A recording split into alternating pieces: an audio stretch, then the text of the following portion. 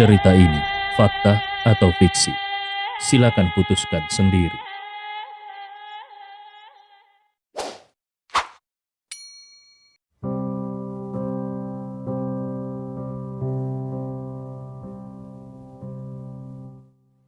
Bab 626. Hati Leon tergerak. Dalam hampir 20 tahun karirnya, ini adalah pertama kalinya jantungnya berdebar saat melihat seorang wanita. Perasaannya kepada Ariana adalah sebatas kegembiraan cinta pertama. Perasaannya kepada Qin Lanyue adalah seperti sebuah hubungan orang kepercayaan.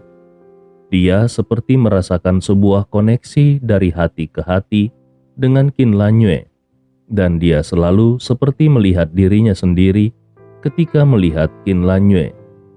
Sedangkan kepada Tami, itu benar-benar semacam ambiguitas di antara teman dekat. Sedangkan kepada Liu Anze, itu sepenuhnya letusan yang digerakkan oleh nafsu. Tetapi kali ini jantungnya tiba-tiba berdetak lebih cepat secara tak terkendali. Perasaannya saat ini seolah-olah seorang remaja sederhana tiba-tiba bertemu dengan dewi impiannya dan tidak bisa mengendalikan detak jantungnya. Ini adalah hal yang sangat luar biasa bagi Leon. Dia dilahirkan dalam keluarga kaya dan merupakan pria terbaik di Rongdu. Dia telah melihat semua jenis wanita cantik sejak dia masih muda, dan ada juga kecantikan yang menakjubkan seperti Yurin di sisinya. Di sepanjang hidupnya, dia sudah melihat semua wanita cantik yang terbaik, dan sangat tidak mungkin untuk membuat jantungnya berdebar-debar karena penampilan seorang wanita. Tetapi kali ini, secara tidak terduga dia sama sekali tidak bisa mengontrol jantungnya yang terus berdetak lebih cepat dan lebih cepat lagi. Pada saat ini, bahkan hanya ada satu pikiran di dalam benaknya. Tidak peduli berapa biayanya, dia harus mendapatkan wanita itu. Kemudian terdengar sebuah suara yang lembut. "Tuan muda, silakan duduk." Baru pada saat itulah Leon menyadari bahwa dia sudah menjadi tidak waras hanya karena penampilan seorang wanita. Leon menarik nafas dalam-dalam dan menekan kegelisahan di dalam hatinya. Dia berjalan ke sofa dengan langkah besar dan duduk di sofa. Leon samar-samar tersenyum. Keadaan pikirannya telah benar-benar tenang dan dia berkata, "Aku telah lama mendengar kalau pemilik Moonlight Kingdom memiliki kecantikan surgawi. Hari ini aku telah membuktikan sendiri kalau kabar tersebut benar adanya." Liu Xian'er tersenyum ringan dan dia duduk di samping meja teh. Sambil secara pribadi membuatkan teh untuk Leon, dia membuka mulutnya dan berkata, "Itu hanya gembar-gembor orang luar saja." Leon membuka mulutnya dan berkata, "Hanya gembar-gembor orang luar? Aku rasa tidak. Menurutku, pujian orang luar untukmu bahkan tidak setinggi penampilan aslimu." Liu Xian'er dengan lembut tertawa. "Tuan muda benar-benar pandai berbicara." Leon tertawa. Tubuhnya setengah dibungkukkan dan dia menatap Liu Xian'er sambil berkata, "Aku mengatakan yang sebenarnya. Kau tahu, hatiku baru saja tergerak ketika melihatmu." Tangan Liu Xian'er yang memegang teko langsung membeku, dan dia menatap Leon dengan ekspresi wajah yang tidak percaya. Di hadapan tatapan agresif Leon, dia tidak tersentak sedikit pun. Sebaliknya dia justru tertawa pelan. "Tuan muda memiliki kecantikan nasional seperti Qin Lanyue. Bagaimana mungkin kau bisa digerakkan oleh seorang wanita berdebu sepertiku?" Leon memandang Liu Xian'er sambil tersenyum dan berkata dengan lembut, "Sebenarnya aku juga cukup bingung. Kau memang cantik. Tetapi seorang tuan muda sepertiku ini juga sudah melihat dunia. Bagaimana mungkin hatiku bisa tergerak karena penampilanmu? Apa sebabnya?"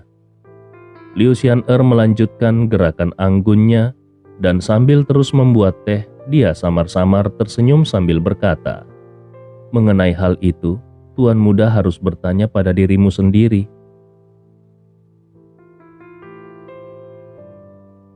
Leon berkata, "Aku sudah memikirkannya lagi dan lagi.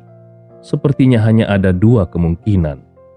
Tatapan Liu Xian'er berkedip-kedip saat dia melihat ke arah Leon. Dengan dipenuhi rasa ingin tahu dia bertanya, "Benarkah? Apa saja kedua kemungkinan itu?" Leon menjawab, "Pertama, itu karena kau memiliki postur tubuh yang superior dan posisimu sudah berada di atas dunia." Liu Xian'er bertanya kembali, "Lalu yang kedua?" Leon tersenyum dan kembali duduk dengan tegak. Hanya saja tatapannya tetap tertuju pada mata Liu Xian'er dan dia berkata, "Yang kedua adalah karena aroma regenerasi jiwa itu sangat bagus." Liu Xian'er tertawa dan sambil tertawa dia memberikan secangkir teh yang dia buat kepada Leon, lalu berkata secara perlahan, "Tuan Muda benar-benar membuka mataku. Kau bahkan tahu tentang aroma regenerasi jiwa?" Leon tersenyum tipis. "Aku hanya menjawab dengan jujur." Tetapi matanya menunjukkan niat membunuh sedingin es. Sejujurnya, Liu Xian'er memang kecantikan kelas 1. Tidak peduli itu postur tubuh atau temperamennya, dia tidak di bawah Qin Lanyue dan Yurin. Tetapi, tetap saja agak terlalu berlebihan kalau dia sampai bisa membuat Leon seperti tersihir ketika melihatnya dan bahkan hampir kehilangan akal sehatnya. Setidaknya Leon juga seorang pria bergaya yang telah berjalan melewati 10.000 bunga. Sampai ketika dia mencium aroma samar di udara, barulah kemudian dia menyadari bahwa ada aroma regenerasi jiwa di dalam ruangan ini. Aroma regenerasi jiwa ini bukanlah semacam racun. Sebaliknya, itu adalah sejenis harta karun yang dapat membantu orang menstabilkan jiwa mereka. Selain itu, aroma itu juga bisa memperluas persepsi seseorang. Pada dasarnya, Liu Xian'er sudah sangat cantik. Oleh karena itu, ketika ditambah dengan adanya aroma regenerasi jiwa, maka itu membuat persepsi Leon tentang Liu Xian'er menjadi meningkat pesat dan menyebabkan jantungnya berdebar-debar. Liu Xian'er dengan lembut tertawa dan berkata, "Putriku selalu tidak bisa tidur. Jadi di rumah ini selalu dinyalakan aroma regenerasi jiwa yang juga bisa untuk membantu tidur. Aroma itu tidak dengan sengaja ditujukan untuk Tuan Muda. Kalau Tuan Muda tidak suka, aku bisa menyuruh orang untuk menyingkirkannya." Leon mengangkat alisnya. Tatapan membunuh di matanya perlahan-lahan memudar dan dia berkata, "Itu tidak perlu. Aku juga merasa senang bisa mencium aroma regenerasi jiwa yang begitu berharga ini." Liu Xian'er tersenyum. Lalu dia menunjuk ke cangkir teh di depan Leon dan berkata, "Sepertinya Tuan Muda adalah orang yang suka bercanda. Dengan nilai dan status Tuan Muda sendiri, aroma regenerasi jiwa ini bukanlah sesuatu yang berharga. Ngomong-ngomong, silakan Tuan Muda minum tehnya. Ini adalah teh alami yang dipetik dari kedalaman pegunungan Nanyun. Rasanya enak, dan keunggulan dari teh ini adalah kelangkaannya." Leon tidak khawatir kalau Liu Xian'er berusaha meracunnya. Dia mengambil cangkir teh itu dan menyesapnya dengan lembut. Kemudian dia merasakan aliran rasa manis yang melonjak ke lidahnya. Bagaimana bisa rasa seperti ini hanya disebut enak? Ini jauh lebih baik daripada teh mahal yang biasa diberikan oleh teman-teman kakeknya kepadanya. Leon memuji dengan tulus. "Rasa teh ini sangat enak." Liu Xian'er berkata, "Kalau Tuan Muda menyukainya, besok saat Tuan Muda pergi, aku akan menyuruh pelayanku menyiapkan beberapa kantong untuk Tuan Muda." Leon berkata sambil tersenyum, "Wah, kau benar-benar berencana untuk menemaniku bermalam?" Liu Xian'er menatap Leon dengan ekspresi terkejut. Apakah Tuan Muda tidak berniat untuk menghabiskan malam denganku? Leon tertawa ringan. Aku hanya orang awam. Aku tidak akan berani memiliki pikiran yang macam-macam terhadap sosok peri sepertimu. Leon tidak percaya kalau sosok seperti Liu Xian'er akan bersedia menemani seseorang untuk tidur. Liu Xian'er kembali membeku. Tak lama kemudian dia bertanya, "Apa yang Tuan Muda inginkan untuk aku lakukan?" Bab 627. Mendengar pertanyaan Liu Xian'er, Leon bertanya dengan nada menantang, "Apakah peri sepertimu mau menari striptis di depanku?" Di bawah tatapan menantang Leon, Liu Xian'er merasa sedikit tertegun. Seolah-olah dia tidak menyangka kalau Leon akan membuat permintaan seperti itu. Melihat sudut mulut Leon yang memancarkan senyum main-main, Liu Xian'er langsung berdiri dan bersiap untuk menari. Leon tercengang. Wanita ini sungguh-sungguh akan melakukannya? Tiba-tiba Leon teringat dengan tujuan awalnya datang ke Moonlight Kingdom. Dia tidak datang ke sini untuk menikmati keindahan. Dia di sini untuk menjelajahi keberadaan Dr. Liu. Dia di sini untuk menyelamatkan kakek dan saudara perempuannya. Kedua orang itu masih terbaring lemah di rumah. Mana mungkin dia tega bersenang-senang dengan Liu Xian'er di tempat ini. Dengan panik, Leon berseru, "Hentikan! Nona, sebenarnya aku datang ke sini karena ada beberapa hal yang ingin kutanyakan kepadamu." Melihat kepanikan di wajah Leon, akhirnya Liu Xian'er mengurungkan tindakannya. Baru pada saat inilah Leon menghela nafas lega. Liu Xian'er kembali ke depan meja kopi dan bertanya, "Untuk apa Tuan Muda mencariku?" Leon langsung menjawab, "Aku ingin memintamu untuk mengorek tentang beberapa berita." Liu Xian'er bertanya dengan antusias, "Oh ya? Berita tentang apa?" Leon bertanya secara langsung. Di Rongdu baru-baru ini, kedatangan seorang dokter hebat yang bernama Dr. Liu. Aku ingin tahu, apakah saudari Xian'er memiliki informasi yang mendetail tentang hal itu? Liu Xian'er membeku. Sepertinya dia tidak menyangka kalau Leon telah menghabiskan begitu banyak uang dan tenaga hanya untuk meminta informasi tentang seorang dokter. Liu Xian'er tersenyum dan berkata, "Meskipun kau memanggilku dengan sebutan saudari, tapi bisnis adalah bisnis. Dan untuk informasi apapun, kami selalu menagih pembayarannya." Leon sudah bersiap dengan hal ini dan segera berkata, "Berapa banyak yang kau minta?" Liu Xian'er terdiam sejenak. Tampaknya dia sedang memikirkan sesuatu. Tak lama kemudian dia tersenyum dan berkata, 10 juta. Leon langsung menyetujuinya. Baiklah. Liu Xian'er tercengang untuk beberapa saat. Sebuah informasi sederhana seperti itu tentu saja tidak bernilai 10 juta. Apalagi yang dicari adalah orang kecil seperti Dr. Liu. Sebelumnya Liu Xian'er hanya menyebutkannya dengan santai untuk melihat reaksi Leon. Dia sama sekali tidak pernah berpikir kalau Leon akan langsung menyetujuinya dalam satu tarikan napas. Liu Xian'er dengan cepat kembali ke akal sehatnya dan berkata, "Sepertinya keluarga Tuan Muda memiliki banyak uang. Jadi Tuan Muda benar-benar bersikap murah hati. Tunggu sebentar, aku akan meminta seseorang mengirimkan informasinya." Sambil mengatakan itu, dia bangkit dan berjalan menuju pintu. Leon juga tidak terburu-buru.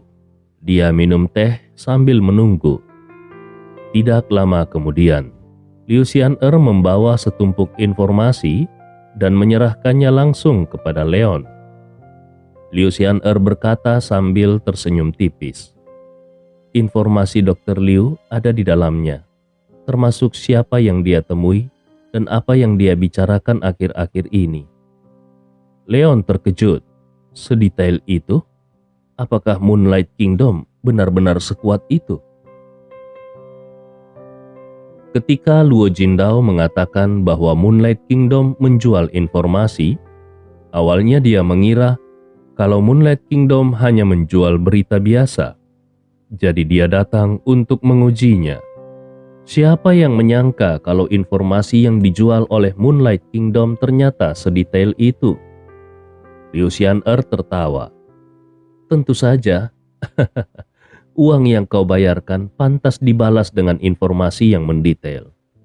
Kalau aku tidak memberikan informasi yang mendetail, maka aku adalah orang yang tidak tahu malu. Leon tidak lagi mengatakan apa-apa. Dia mengeluarkan informasi mengenai Dr. Liu dan membacanya. Dr. Liu memiliki nama lengkap Liu Zongquan. Dia berasal dari kota Ningnan. Usianya 63 tahun dan dia memiliki 2 saudara laki-laki. Kakak laki-laki keduanya meninggal lebih awal. Sementara kakak laki-lakinya yang bernama Liu Zongxing memiliki keterampilan medis yang tinggi. Jadi, keterampilan medis Liu Zongquan berasal dari kakak laki-lakinya, Liu Zongxing. Di bawah berkas informasi tersebut tertulis sebuah catatan tambahan. Menurut spekulasi, kemungkinan besar Liu Zongxing adalah orang yang sama dengan Raja Racun Liao Sanxing. Melihat hal ini, Leon langsung terkejut. Catatan itu seharusnya ditulis oleh orang-orang dari Moonlight Kingdom berdasarkan informasi yang mereka peroleh. Sejak awal Leon sudah menduga kalau Dr. Liu pasti memiliki hubungan dengan Raja Racun. Karena itulah dia pergi ke Moonlight Kingdom untuk mencari tahu. Mungkinkah ini benar-benar seperti yang dia duga? Bahwa di balik punggung Dr. Liu telah ada Raja Racun Liao Sanxing yang disembunyikan sepanjang waktu. Tanpa segera bertanya kepada Liu Xian'er, Leon terus membaca informasi tersebut.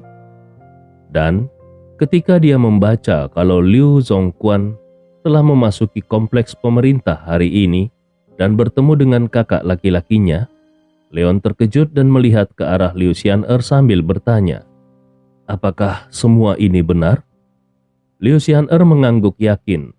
Tentu saja, hanya saja karena itu adalah kediaman wali kota, maka orang-orangku tidak punya cara untuk mendekat dan mengetahui apa yang mereka bicarakan. Tapi yang pasti, kakak laki-laki Liu Zongquan juga datang ke Rongdu. Tapi dia tidak tinggal di kompleks pemerintahan. Leon bertanya lagi, apakah kalian menduga bahwa kalau kakak laki-laki Liu Zongquan adalah Raja Racun Liao Sanxing? Liu Xian'er menjawab, sebelumnya itu hanyalah kecurigaan. Tapi hari ini hal itu sudah hampir pasti. Leon bertanya dengan bingung, kenapa bisa seperti itu?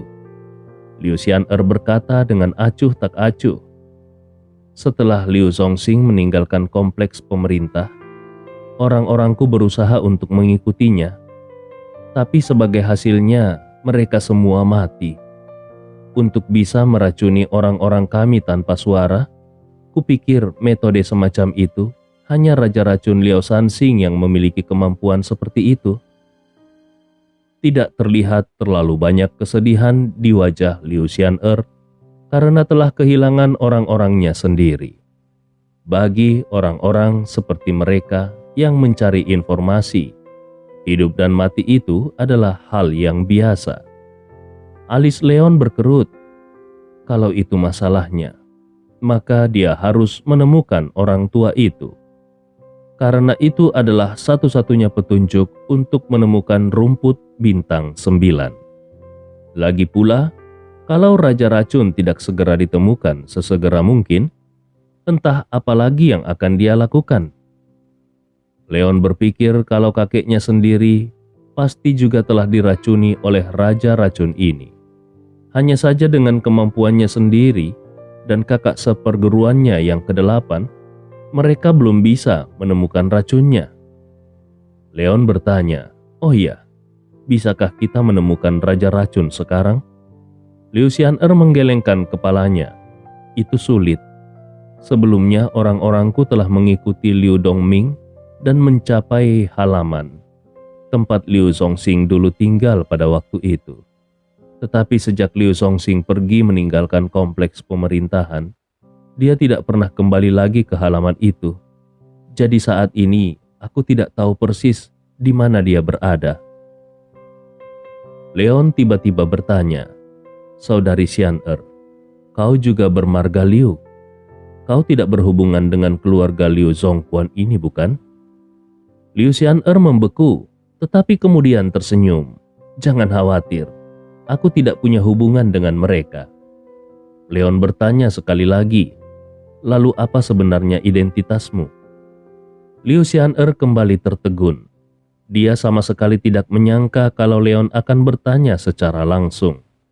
Liu Xian'er bertanya, "Apakah kau ingin tahu?" Leon mengangguk. Liu Xian'er menjawab dengan santai, "Kalau begitu, kau bisa mencari tahu sendiri." Leon hanya bisa menghela nafas panjang. Wanita yang satu ini sungguh tidak bisa ditebak. Kemudian dia berkata, "Aku punya satu hal lagi." Liu Xian'er bertanya penasaran, "Mengenai apa?" Leon membuka mulutnya dan bertanya, "Siapa pria yang berduel denganku hari ini? Jangan khawatir, aku akan membayar biaya tambahannya." Liu Xian'er menjawab jujur, "Hei, aku juga baru mendengar namanya hari ini. Aku menyuruh orang-orangku untuk memeriksanya, tapi sayangnya sampai saat ini belum ada kemajuan yang berarti." Tapi orang itu dan Liu Dongming datang bersama-sama. Leon terdiam beberapa saat. Di dalam hatinya dia juga merasa bingung dengan pria yang bernama Yun Wood itu. Bahkan Moonlight Kingdom tidak bisa mendapatkan informasi tentangnya. Kekuatan macam apa yang ada di belakangnya? Kalau orang itu bersama dengan Liu Dongming, mungkinkah itu berarti mereka ingin berurusan dengan dirinya? Leon langsung berdiri dari kursinya dan mengayunkan tangannya ke arah Liu Xian'er untuk mengungkapkan rasa terima kasihnya. "Terima kasih banyak, Saudari Xian'er. Masih ada beberapa hal yang perlu kukerjakan saat ini. Jadi aku tidak akan mengganggu waktumu lagi. Aku akan kembali menemuimu di lain waktu." Liu Xian'er tiba-tiba bertanya, "Kudengar kau mencari 3 ramuan." Leon tidak menyembunyikannya dan berkata, "Itu benar. Apakah kau mempunyai informasi tentang hal itu?" Liu Xian'er menghela nafas pelan. "Aku pernah mendengar bahwa pemimpin sekte penyihir hantu memiliki tongkat kerajaan di tangannya yang terbuat dari akar kayu sopora berusia 10.000 tahun. Tetapi sayangnya setelah pemimpin sekte penyihir hantu jatuh, sekte penyihir hantu ikut hancur dan jarang muncul ke dunia. Pada saat ini, bahkan keberadaan mereka pun tidak diketahui secara pasti." Leon sangat terkejut ketika mendengarnya. Sekte penyihir hantu? Kalau dia tidak salah, master alam bawaan yang diundang oleh Tuan Lembah Raja Pengobatan adalah anggota sekte penyihir hantu. Kalau begitu, Sun Yuntian pasti tahu tentang sekte penyihir hantu. Dia mungkin bisa menemukan terobosan dari Sun Yuntian. Leon membungkuk ke arah Liu Xian'er dengan sangat diam-diam. Dia benar-benar berterima kasih kepada Liu Xian'er. "Terima kasih banyak, Saudari Xian'er, atas bantuanmu hari ini. Aku akan membalasnya dengan murah hati di masa depan." Liu Xian'er terkejut melihat perubahan sikap Leon yang tiba-tiba menjadi serius.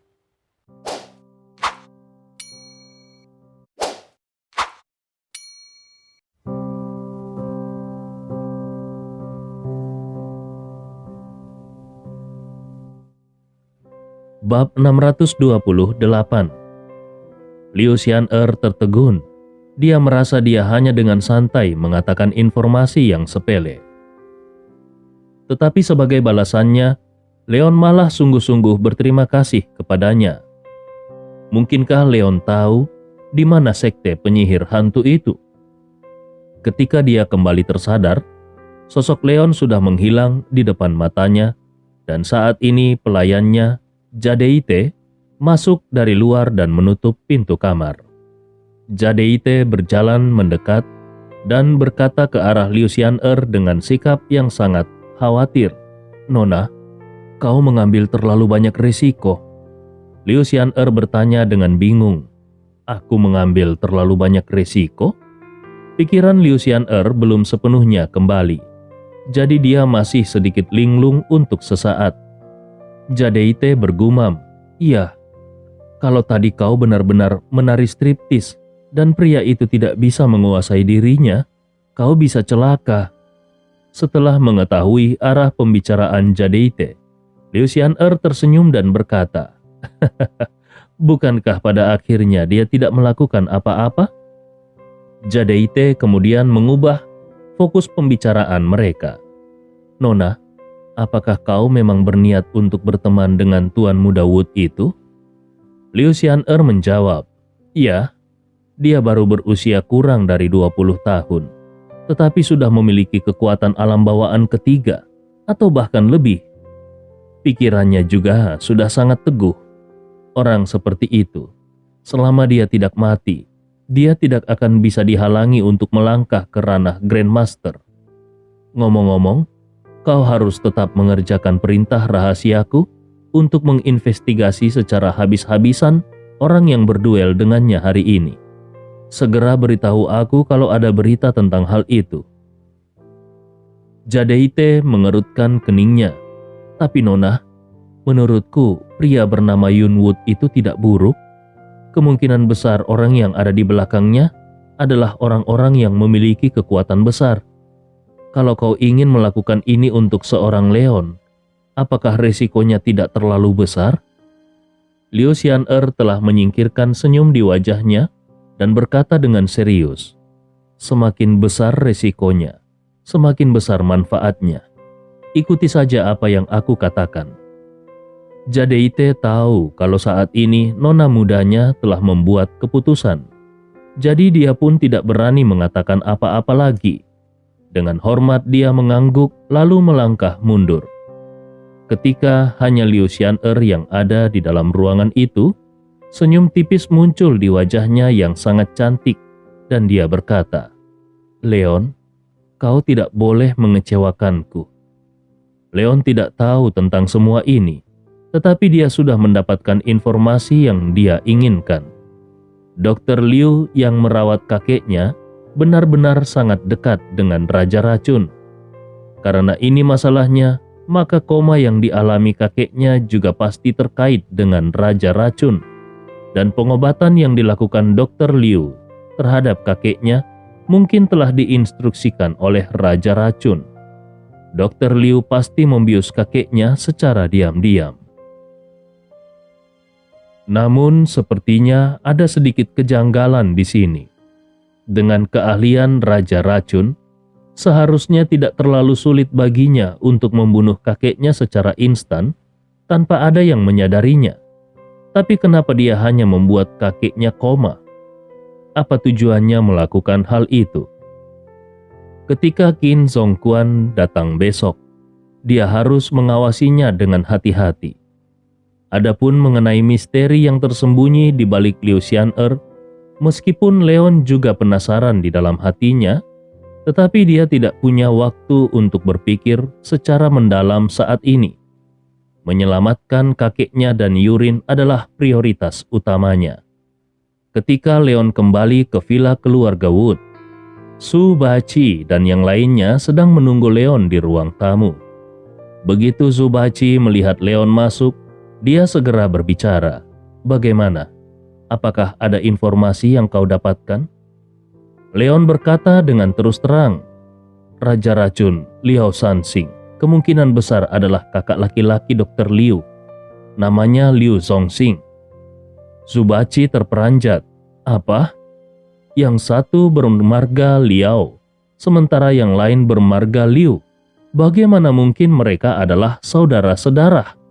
Sulit dipercaya kalau ternyata selama ini Raja Racun telah menggunakan nama palsu." Zubaci dengan cepat kembali tersadar dari keterkejutannya dan membuka mulutnya untuk bertanya, "Lalu, apa yang akan kau lakukan?" Leon perlahan membuka mulutnya.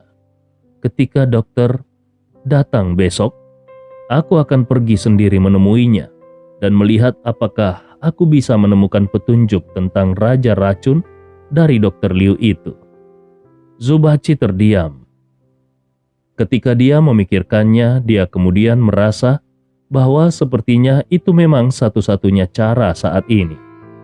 Ketika dia teringat kalau semua ini sebenarnya adalah hasil karya Raja Racun dan dia tidak bisa mengetahui apa-apa tentang itu, wajahnya lagi-lagi dipenuhi dengan ekspresi frustrasi. Dia sulit mempercayai kalau pencapaian racunnya benar-benar lebih rendah dari orang lain. Malam pun berlalu tanpa kata-kata.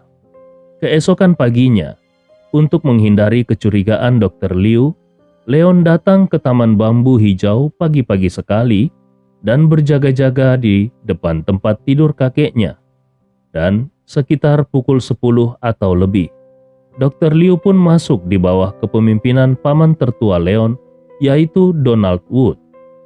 Ketika Dr. Liu melihat kalau Leon benar-benar berjaga-jaga di sisi kakeknya, dia sempat terkejut. Pada saat ini Donald mendengus dengan tidak puas. "Leon, apa yang kau lakukan di sini?" Leon menjawab dengan wajah datar. "Aku hanya khawatir dengan kesehatan kakek." "Kenapa? Memangnya aku tidak boleh menjaganya di sini?" Donald terdiam sejenak.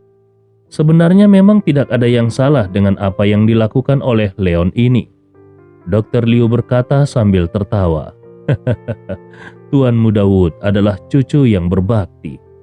Tuan Donald, kau tidak boleh menyalahkannya." Donald mendengus dingin. Apa gunanya hanya berbakti? Untuk menyembuhkan ayahku, kami masih perlu mengandalkan Dr. Liu. Dr. Liu, tolong sembuhkan ayahku." Dr. Liu tertawa dan tidak berkata apa-apa lagi. Dia kemudian melangkah ke ranjang Frederick. Leon tidak menghentikannya. Dia hanya menyingkir dengan hati-hati, memperhatikan Dr. Liu melakukan perawatannya. Secara mengejutkan, Dr. Liu juga tidak menjadi kikuk. Pertama-tama dia memeriksa denyut nadi Frederick dan kemudian membuka kelopak mata Frederick untuk memeriksanya. Lalu akhirnya dia mengeluarkan kotak jarum dan bersiap untuk memberikan perawatan akupuntur kepada Frederick. Ini sudah menjadi rutinitas perawatannya dalam beberapa hari terakhir ini, di bawah pengawasan mata Leon. Bahkan kalaupun Dr. Liu ingin melakukan sesuatu, dia tidak memiliki kesempatan sedikit pun. Satu-satunya hal yang mungkin dia lakukan adalah melakukan sesuatu dengan menggunakan jarum perak ini. Oleh karena itulah, pada saat ini Leon membuka suaranya dan bertanya, "Dr. Liu, bisakah kau mengizinkanku melihat jarum perakmu?" Hanya saja yang tidak diduga oleh Leon adalah bahwa Dr. Liu bahkan tidak ragu-ragu ketika berkata, "Tentu saja bisa." Kemudian dia menyerahkan jarum peraknya kepada Leon. Donald yang berada di samping sangat marah dan hendak menegur Leon karena tidak menghormati Dr. Liu. "Leon, apa yang akan kau lakukan? Kau?" Tetapi kemudian dia langsung disela oleh Dr. Liu. "Tuan Donald, tidak apa-apa. Tuan Muda Wood juga pasti merasa khawatir dengan keadaan kakeknya." Dr. Liu mengatakan hal itu sambil tersenyum dengan sangat ramah. Leon tidak mempedulikan kemarahan pamannya. Dia memeriksa jarum perak itu dengan sangat hati-hati dan menemukan kalau tidak ada yang aneh dengan jarum perak itu. Itu hanyalah jarum perak yang sangat biasa. Lalu kemudian dia mengembalikan jarum perak itu kepada Dr. Liu dan berkata, "Terima kasih banyak kepada Dr. Liu yang penuh perhatian. Aku mengandalkanmu untuk merawat kondisi kakekku." Dr. Liu tersenyum.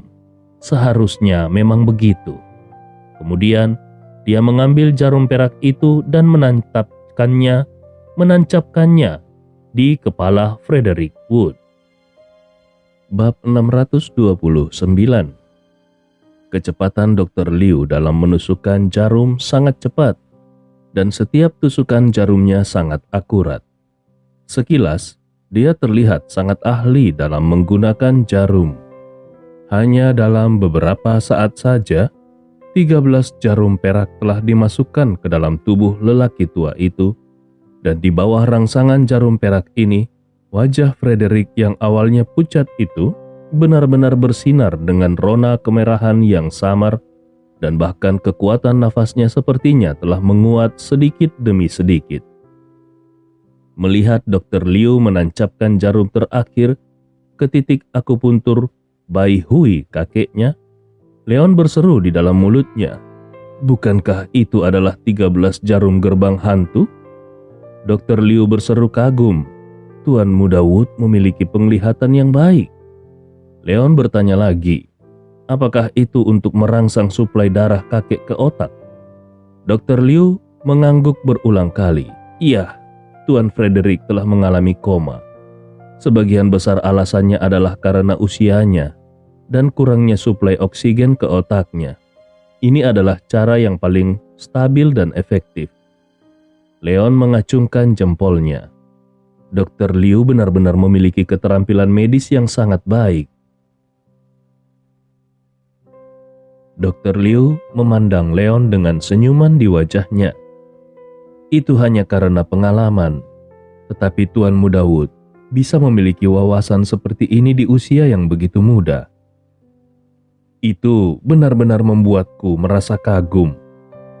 Karena Tuan Muda Wood mengenali 13 jarum gerbang hantu, bisakah kau memberikan perawatan jarum akupuntur?"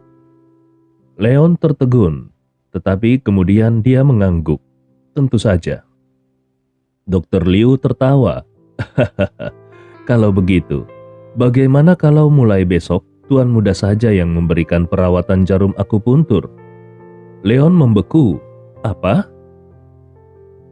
Pada saat ini, Donald mendengus dengan tidak puas. "Dr. Liu, bagaimana itu bisa berhasil?" "Ayah adalah..."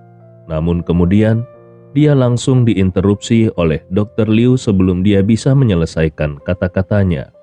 "Tuan Donald, melakukan akupuntur 13 jarum gerbang hantu itu sangat memakan mental. Aku juga sudah tua dan sejujurnya, aku sedikit kewalahan kalau harus melakukannya selama beberapa hari berturut-turut. Sebaliknya, seorang pemuda seperti Tuan Muda akan bisa melakukan perawatan jarum ini dengan lebih baik. Aku percaya kalau Tuan Muda memiliki kemampuan untuk melakukannya. Bagaimana menurutmu, Tuan Muda?" Wajah Donald sedikit tidak sedap dipandang. Tetapi ketika dia melihat sikap kukuh Dr. Liu, dia tidak bisa berkata apa-apa lagi. Meskipun Leon tidak mengerti apa yang direncanakan pihak lain di dalam hatinya, tetapi dia juga langsung setuju dan segera bertanya, "Apakah aku hanya perlu melakukan perawatan 13 jarum gerbang hantu?" Dr. Liu menjawab, "Iya." Leon bertanya kembali, "Berapa lama waktu yang dibutuhkan kakek untuk bisa bangun kembali?" Dr. Liu berpikir sejenak, lalu menjawab, "Menurut situasi kakekmu, dia perlu mendapatkan perawatan 2-3 kali lagi sebelum dia bangun." Leon mengangguk. "Aku mengerti." Dr. Liu tersenyum dan memberikan beberapa tindakan pencegahan lagi. Ketika sudah waktunya, dia secara pribadi mencabut jarum perak untuk Frederick, dan baru kemudian dia meninggalkan taman bambu hijau dengan ditemani oleh Donald. Ketika keduanya pergi, tidak lama kemudian sosok Subachi muncul di kamar tidur. Leon membuka mulutnya dan bertanya, "Bagaimana menurutmu?" Subachi merenung sambil memegang dagunya dengan satu tangan. Dalam keadaan koma normal, mendapatkan perawatan 13 jarum gerbang hantu memang bisa melancarkan peredaran darah dan membuatnya terbangun. Leon bertanya, "Lalu bagaimana kalau dalam keadaan tidak normal?" Subachi berkata sambil termenung, Kalau begitu tujuannya adalah untuk memungkinkan racun tertentu masuk ke otak di sepanjang aliran darah sedini mungkin. Namun tiba-tiba dia teringat sesuatu dan tiba-tiba wajahnya berubah drastis. Leon berkata dengan terkejut, "Apa katamu?"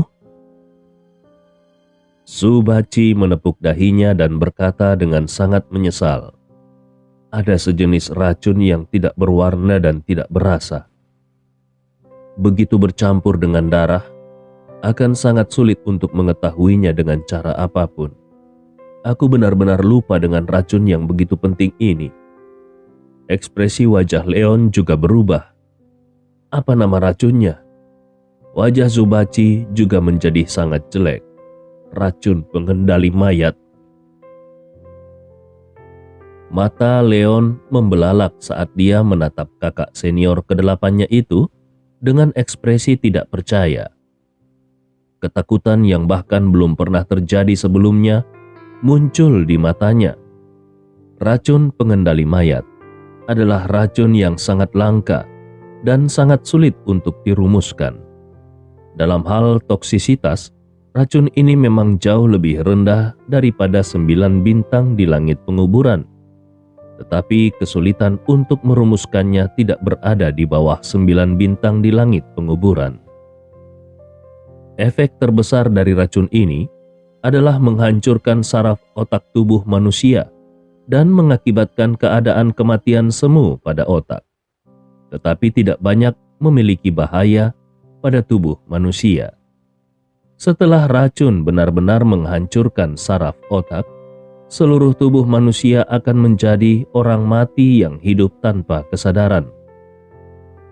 Bahkan beberapa orang bisa menggunakan metode tertentu untuk memanipulasi orang yang diracuni. Ini disebut racun pengendali mayat. Leon memikirkan banyak hal yang tidak dipikirkannya sebelumnya. Tujuan pihak lain adalah menghabisi seluruh keluarga Wood. Kalau mereka langsung meracuni kakek, maka keluarga Wood masih memegang kendali di tangan mereka sendiri. Pihak lain tidak bisa melahap habis aset keluarga Wood, kecuali jika mereka bunuh diri. Tetapi mereka jelas juga tahu bahwa tidak mungkin keluarga Wood mau bunuh diri. Itulah sebabnya kenapa mereka menggunakan cara ini. Pertama, mereka meracuni Yurin untuk mengalihkan perhatian keluarga Wood. Kemudian, mereka mengambil kesempatan untuk meracuni Frederick dan secara bertahap memanipulasinya. Begitu Frederick bangun, dia kemungkinan besar akan menjadi boneka yang dimanipulasi. Pada saat itu, kalau Frederick turun tangan untuk mendistribusikan kembali saham konsorsium Evergreen dan konsorsium Bintang Cemerlang, tidak ada yang bisa mengatakan apa-apa. Bagaimanapun juga, Frederick masih memegang kekuasaan atas sebagian saham dari kedua konsorsium tersebut, terutama konsorsium Evergreen. Banyak manajemen puncak yang dipromosikan oleh Frederick dan bersedia mendukung Yurin. Itu juga merupakan perintah Frederick. Dan paman tertua Leon sendiri jelas merupakan boneka lain yang mereka pilih. Tidak heran paman tertua Leon terlihat begitu antusias. Dia berani melakukan semua ini karena mengetahui bahwa dia memiliki kesempatan untuk bangkit kembali. Leon yang sangat mengkhawatirkan tubuh kakeknya dengan segera bertanya, "Kakak senior ke-8, untuk racun ini bisakah kau menyembuhkannya?" Subachi menjawab dengan berat hati, "Bisa saja. Tapi sekali lagi itu membutuhkan rumput bintang 9 yang berusia 100 tahun sebagai obat utamanya, dan itu harus cepat." Leon mengerutkan keningnya. Untuk rumput bintang 9 yang berusia 100 tahun, saat ini mungkin hanya Raja Racun yang memilikinya, dan itu pun hanya ada satu.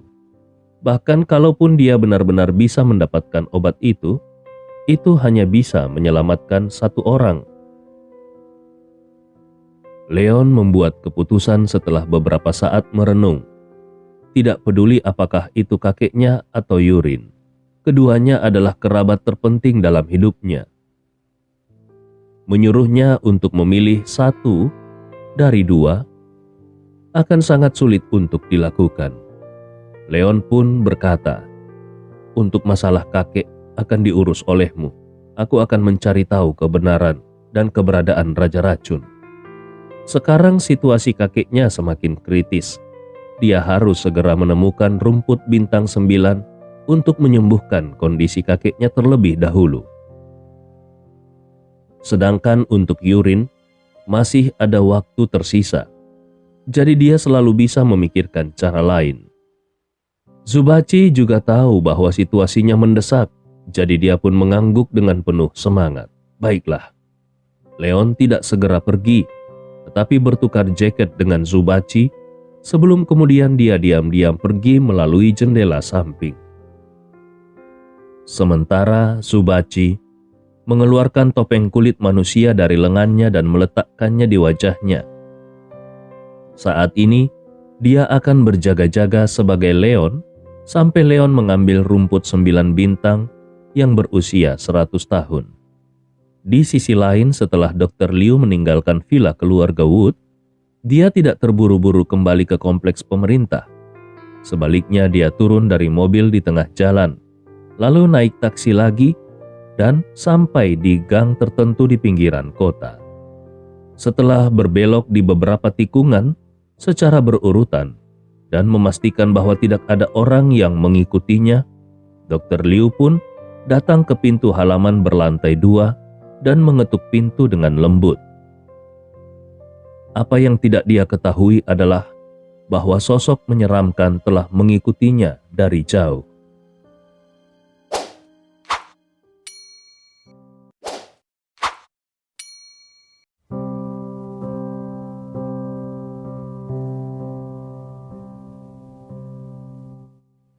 Bab 630.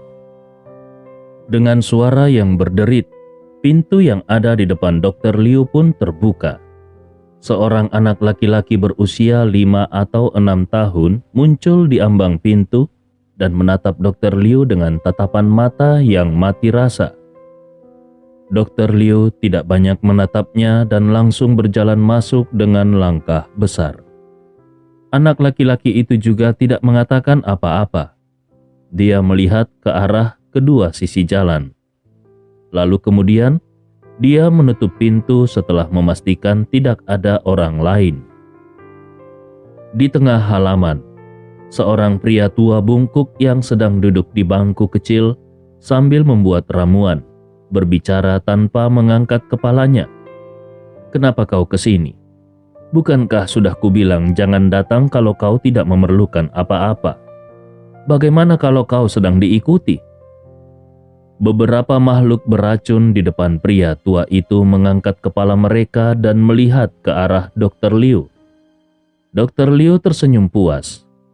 Dia melangkah ke depan pria tua itu, lalu memindahkan bangku untuk duduk dan berkata, "Kakak, jangan khawatir. Setidaknya aku adalah makhluk yang telah melangkah ke dalam alam bawaan. Tidak mungkin aku diikuti dan aku tidak mengetahuinya." Orang tua itu mendengus dengan jijik. Jangan lupa kalau kultivasimu itu kau dapatkan dengan bantuan sejumlah besar ramuan. Berani-beraninya kau bersikap sombong." Mendengar hal itu, Dr. Liu hanya tertawa beberapa kali. Kultivasinya memang telah mencapai alam bawaan. Ini adalah rahasia terbesarnya dan sesuatu yang paling dia banggakan. Hanya saja kekuatan seperti itu tidak layak disebutkan di depan kakak tertuanya ini. Dia tahu bahwa kalau bukan karena kakak laki-lakinya ini, dia bahkan tidak akan bisa menumbuhkan energi internal, apalagi berkultivasi ke alam bawaan. Ketika mereka masih muda, mereka secara tidak sengaja memperoleh buku metode kultivasi yang tidak lengkap. Kakak laki-lakinya inilah yang mengandalkan ketekunan yang luar biasa untuk membuat versi sempurna dari metode tersebut. Karena itulah, dia bisa memiliki kesempatan untuk berkultivasi. Selama bertahun-tahun, dia berjaga di tempat kecil seperti Ningnan dan bertindak sebagai dokter yang merawat orang-orang sakit. Sementara kakak laki-lakinya ini bepergian ke seluruh dunia, dan setiap kali dia kembali, dia akan membawa kembali sejumlah besar tanaman obat langka dan eksotis. Dengan mengandalkan akumulasi dari tanaman obat ini, akhirnya setengah tahun yang lalu, Dr. Liu bisa melangkah ke alam bawaan yang hanya bisa diimpikan oleh banyak seniman bela diri. Tentu saja, ini adalah sesuatu yang bahkan wali kota Liu pun tidak tahu. Di mata orang luar, Dr. Liu hanyalah seorang dokter terkenal biasa. Orang tua itu menatap Dr. Liu dan mendengus dingin. "Bicaralah, ada perlu apa kau ke sini?" Dr. Liu tertawa terbahak-bahak. "Ketika aku pergi untuk memberikan perawatan jarum akupuntur pada orang tua dari keluarga Wood hari ini, aku menemukan bahwa hampir semua racun pengendali mayat di tubuhnya telah memasuki otaknya. Jadi kalau aku melakukan perawatan 13 jarum gerbang hantu sekali lagi besok, aku akan bisa mencapai kesuksesan besar. Dan kemudian rencana kita dapat sepenuhnya dilaksanakan." Orang tua itu berkata dengan agak tidak puas. "Lalu apa yang kau lakukan di sini hari ini?" Begitu Dr. Liu memikirkan penampilan Leon yang menyebalkan, Dr. Liu benar-benar tidak bisa menahan tawanya. "Ketika aku memberikan perawatan jarum hari ini, anak dari keluarga Wood itu juga ada di sampingku. Dia bahkan bisa mengenali 13 jarum gerbang hantu. Untuk menghilangkan kecurigaannya, aku membuat tipuan dan memintanya untuk memberikan perawatan jarum itu secara pribadi besok, dan dia setuju untuk melakukannya. Aku penasaran akan seperti apa ekspresi yang dimilikinya nanti ketika dia tahu bahwa dialah yang membunuh kakeknya." Orang tua itu mendengus tidak senang.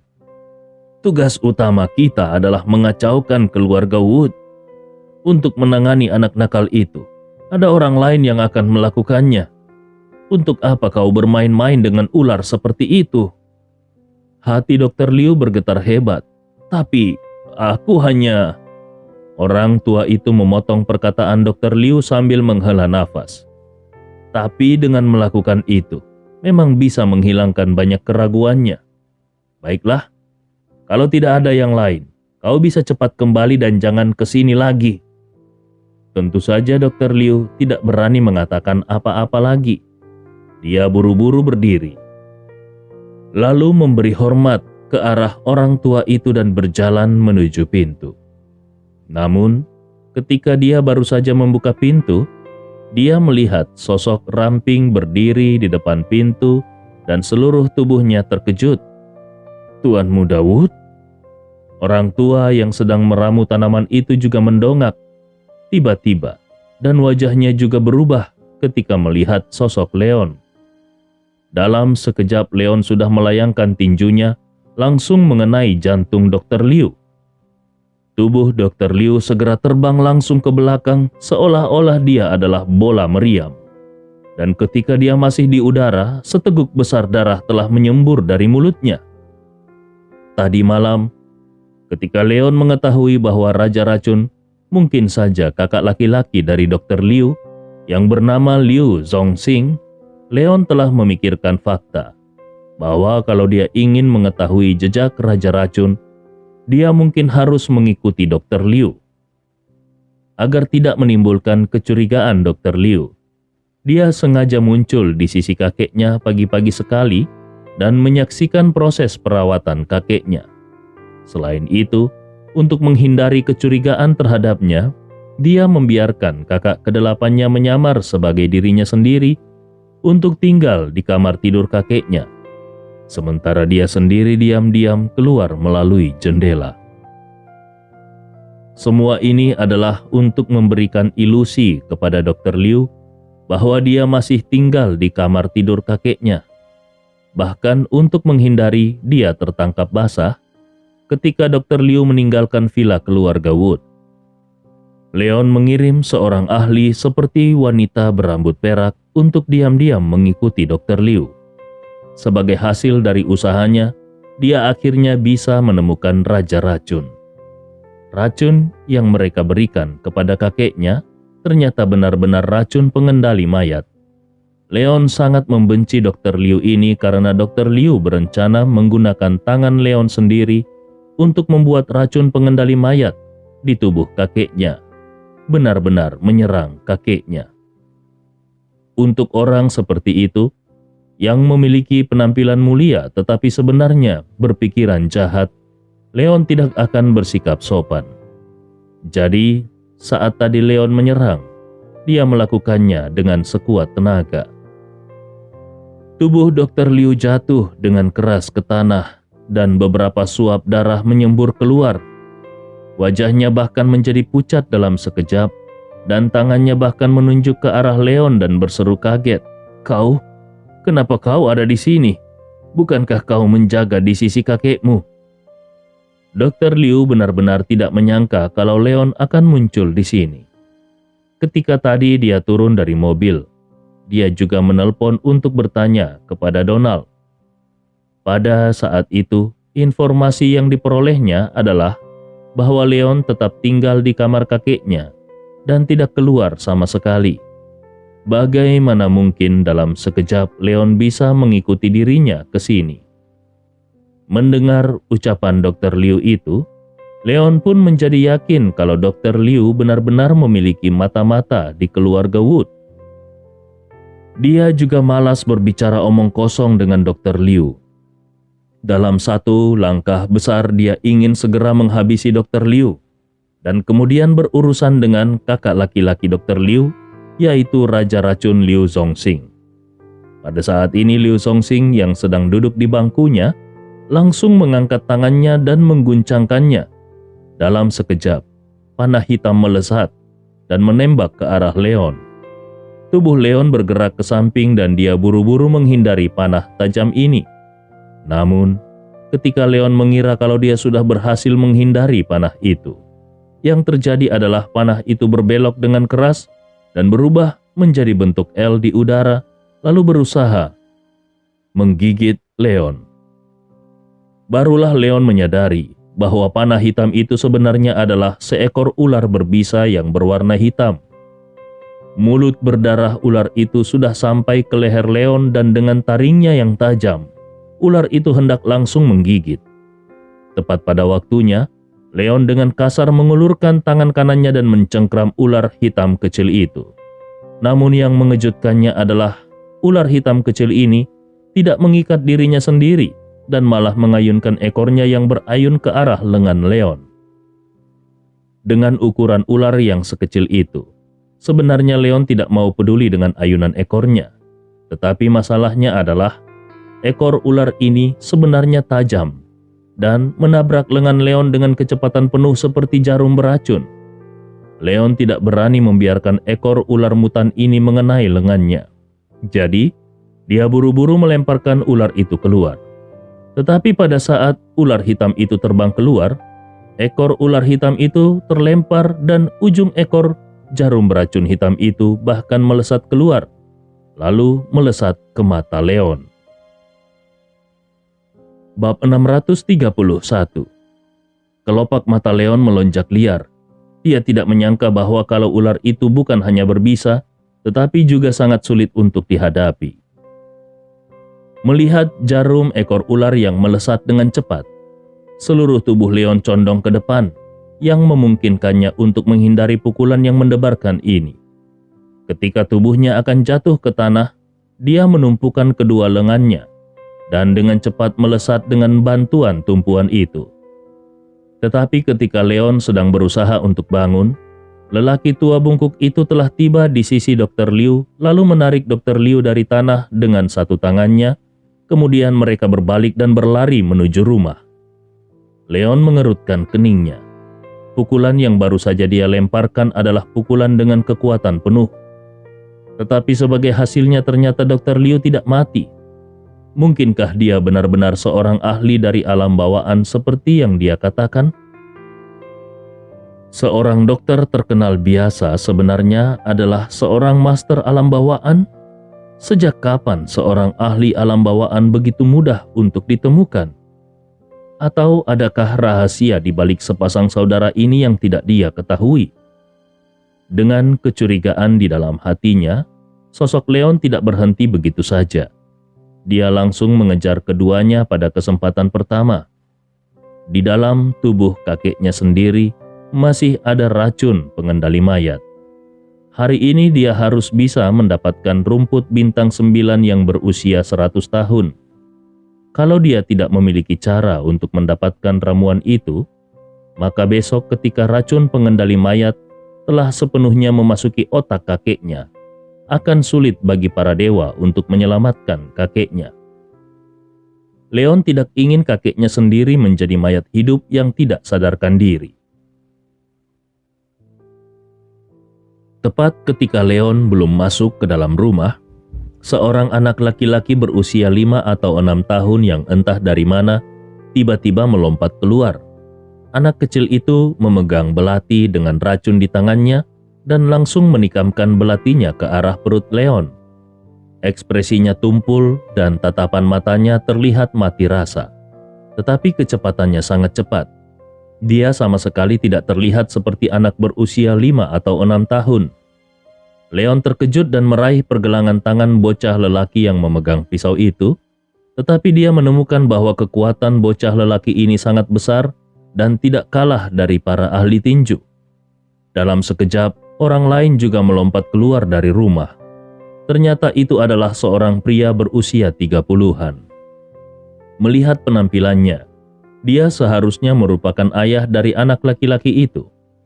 Sama seperti anak laki-laki itu, pria ini juga memiliki ekspresi yang muram dan tatapan matanya terlihat mati rasa. Di tangannya dia memegang sebuah pisau dapur dan dia langsung menebas kepala Leon dengan kecepatan penuh. Pria itu jelas orang biasa, tetapi kecepatan ayunan pisaunya sangat cepat. Hampir dalam sekejap mata, pisau itu muncul di depan kepala Leon. Leon buru-buru melepaskan anak laki-laki itu dan tubuhnya melangkah mundur untuk menghindari pisau itu. Namun dalam waktu sepersekian detik, seorang wanita lain yang mengenakan celemek bergegas keluar dari dalam rumah. Dia juga memegang pisau buah di tangannya dan dengan putus asa dia menerkam Leon. Anak laki-laki kecil itu ada di tengah. Pria itu di sebelah kiri dan wanita itu di sebelah kanan. Mereka seperti keluarga biasa yang terdiri dari 3 orang. Tetapi pada saat ini mereka meletus dengan kekuatan dan kecepatan yang ekstrim dan bahkan dengan berani bergegas ke arah Leon. Tatapan mata mereka terlihat kosong. Leon langsung tahu kalau ketiga orang ini sudah kehilangan kewarasan mereka. Otak mereka sudah mati dan sekarang mereka tidak lebih seperti 3 boneka yang hanya tahu cara membunuh. Awalnya mereka adalah keluarga yang bahagia. Tetapi mereka disempurnakan oleh Raja Racun menjadi 3 boneka yang hanya tahu bagaimana cara membunuh. Seberapa poloskah mereka? Liu Zongxing, si Raja Racun itu, hanya demi menyembunyikan identitasnya, dia dengan begitu kejam sudah mengubah keluarga biasa ini menjadi boneka. Metode seperti ini sedikit terlalu kejam, bukan? Leon menghela nafas pelan ke arah 3 orang yang benar-benar sudah kehilangan kewarasannya itu dan berkata, "Maafkan aku." Kemudian dia langsung membuat raungan 10.000 naga. 3 pukulan langsung meledak seperti 3 naga yang berenang dan meledak di kepala ketiga orang itu. Kepala ketiga orang itu langsung hancur berantakan dan sosok wanita yang tadinya berlari itu langsung jatuh ke tanah. Leon tidak mau repot-repot melihat lebih jauh. Dia hanya menyerbu langsung melewati ketiga orang itu dan memasuki rumah. Tetapi ternyata dia menemukan kalau kedua saudara Liu itu sudah lama pergi dan dia kehilangan jejak mereka. Saat Leon sedang mempertimbangkan untuk memeriksa apakah ada jalan tersembunyi di dalam rumah, ponselnya tiba-tiba berdering. Itu adalah panggilan dari wanita berambut perak yang tetap berada di luar untuk berjaga-jaga. Wanita berambut perak itu berseru, "Bos, mereka keluar dan melarikan diri ke arah pinggiran kota." Leon langsung memberikan perintah, "Cepat ikuti mereka, aku akan segera keluar." Setelah itu Leon menutup telepon dan langsung lari keluar rumah. Dia bergegas keluar dari halaman kecil. Entah itu demi rumput bintang 9 dari tubuh Raja Racun atau demi membalaskan dendam keluarga beranggotakan 3 orang yang tidak bersalah itu, Leon tidak akan pernah melepaskan Raja Racun. Lebih dari 10 menit kemudian, sosok Leon datang keluar gedung halaman, di mana wanita berambut perak yang berpakaian kulit hitam sudah berjaga-jaga. Dia memberi isyarat kepada Leon untuk masuk. Leon mengangguk dan memberi isyarat agar wanita berambut perak terus berada di luar untuk berjaga-jaga. Lalu dia mengambil langkah yang besar dan langsung menyeberangi tembok dan mendarat di halaman rumah. Dia melihat kalau Raja Racun Liu Songxing dan adik laki-lakinya yaitu Dr. Liu semuanya ada di sana. Selain itu, ada juga 3 orang lagi di halaman. Mereka adalah Yun Wood yang baru kemarin bertarung dengan Leon dan 2 pengawalnya. Ketiga orang itu langsung memblokir di depan Leon dan menatap Leon dengan senyum dingin di wajah mereka. Leon mengerutkan keningnya. Orang-orang ini, mereka benar-benar berkolusi bersama. Menghadapi Leon yang tiba-tiba menerobos masuk, pria yang dikenal sebagai Yun Wood dengan lembut tersenyum dan berkata, "Aku benar-benar tidak menyangka kita akan bertemu lagi secepat ini." Ketika dia dikalahkan oleh Leon kemarin, wajahnya acak-acakan. Tetapi hanya dalam 1 malam kerja, seluruh orang itu tubuhnya sepertinya telah berubah dan terlahir kembali dengan kilau di matanya dan nafas di seluruh tubuhnya mengalir dengan percaya diri. Leon menunjuk ke arah Liu Songxing yang sudah mulai menyembuhkan Dr. Liu dan berkata, "Orang yang aku cari adalah dia. Apakah kalian akan menghalangiku?" Yun Wood menggelengkan kepalanya dan tertawa pelan. "Menghalangimu? Tidak, tidak, tidak. Kami justru sedang menunggumu." Alis Leon terangkat ketika dia bertanya, "Kalian tahu aku akan datang?" Yun Wood tertawa tipis. "Karena Raja Racun Senior telah menyerang keluarga Woodmu, maka selama kau tidak mati, cepat atau lambat, kau pasti akan menemukan jalan menuju pintu rumah ini. Aku hanya tidak menyangka kalau prosesnya akan secepat ini. Tapi tidak masalah, aku bisa membunuhmu secara langsung dan menyelesaikan lebih banyak masalah." Leon mencibir, "Kau hanya seorang bawahan yang kalah. Kualifikasi apa yang kau miliki untuk mengatakan kata-kata seperti itu?" Yun Wood juga mencibir, "Leon, apakah kau benar-benar berpikir bahwa karena kau sudah mengalahkanku di atas ring tadi malam, maka kau pasti lebih kuat dariku? Sejujurnya, tadi malam aku hanya menggunakan 30% kekuatanku. Tapi hari ini, aku akan membiarkanmu melihat kemampuanku yang sebenarnya." Saat kata-katanya selesai diucapkan, sosoknya langsung bergegas keluar. Pada saat yang sama, tangan kanannya terangkat, dan pria yang telah berdiri di sebelah kanannya dengan santai menyerahkan pedang panjang ke tangannya. Dengan pedang yang digenggam di tangannya, aura Yun Wood langsung mengalami perubahan besar. Seluruh tubuhnya seperti sepotong berlian yang telah dipoles bersih dan kemudian meletus menjadi cahaya yang menusuk. Dengan goyangan pedang panjang di tangannya, ki pedang yang menusuk melesat keluar dan langsung tiba di depan dada Leon. Kelopak mata Leon berkibar dengan marah. Tubuhnya sedikit menyimpang untuk menghindari pedang yang bersinar ini. Tetapi pedang panjang Yun Wood menusuk tanpa berhenti sama sekali. Dan dengan gerakan horizontal, pedang itu sekali lagi menebas dada Leon.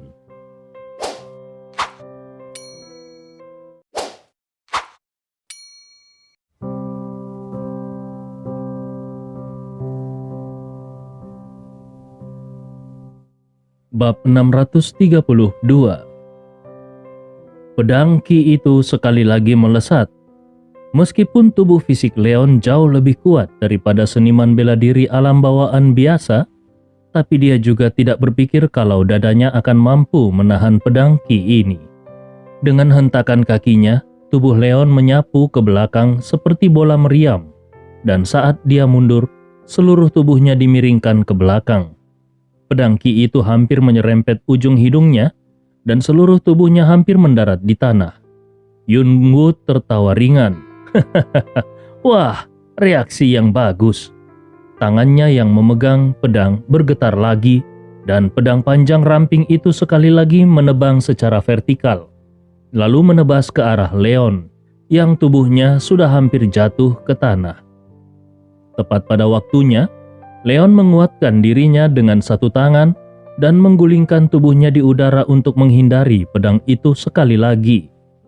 Tepat sebelum tubuhnya benar-benar berguling, tangannya yang lain telah melesatkan pisau terbang. Pedang Ki yang tajam pun memotong jejak di tanah. Yun Wood hendak menebaskan pedang lainnya, ketika dia tiba-tiba melihat aura dingin menembaknya. Pedang panjang yang seharusnya menebas Leon dengan keras ditarik kembali dan diayunkan untuk menjauhkan pisau terbang. Leon mengambil kesempatan ini untuk menstabilkan posisinya sambil tetap melesatkan pisau terbang lainnya ke arah Yun Wood. Yun Wood mengeluarkan tawa sinisnya. Itu hanya trik untuk menipu serangga. Dia mengangkat tangannya untuk mengambil pedang lain agar bisa memblokir pisau terbang itu sekali lagi. Tetapi tubuh Leon telah tiba di depannya dan menghantam bahu kanannya yang sedang mencengkram pedang itu dengan tinjunya. Ekspresi wajah Yun Wood sedikit berubah.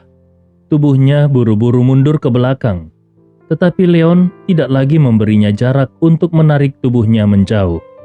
Leon bergegas ke depan dan melancarkan pukulan kedua secepat kilat. Kali ini Yun Wood tidak bisa lagi menghindar tepat waktu dan sekali lagi dia terkena pukulan Leon di bagian bawah perutnya. Seluruh tubuhnya terguncang oleh pukulan itu, sehingga menyebabkan dia terhuyung-huyung ke belakang, tubuhnya kehilangan keseimbangan. Tentu saja, Leon tidak akan melepaskan kesempatan seperti ini dan hendak memanfaatkan momen ini untuk menyerang dengan kecepatan penuh. Namun seketika dua pedang Ki lagi memotong di sebelah kiri dan kanan Leon. Itu adalah pedang milik kedua pengawal Yun Wood. Dihadapkan dengan dua pedang yang sama tajamnya ini, Leon harus berhenti sejenak dan mundur ke belakang agar dia bisa menghindari kedua pedang itu. Sambil melirik ke arah pengawal Yun Wood, Leon mencibir ke arah Yun Wood yang telah memantapkan kuda-kudanya. Jadi ini taktikmu yang sebenarnya, ha? Ekspresi wajah Yun Wood langsung berubah menjadi sangat jelek. Leon mengejeknya karena menggunakan meriam untuk membunuh seekor nyamuk. Yun Wood mendengus dingin ke arah dua pengawalnya. Kalian jangan bergerak.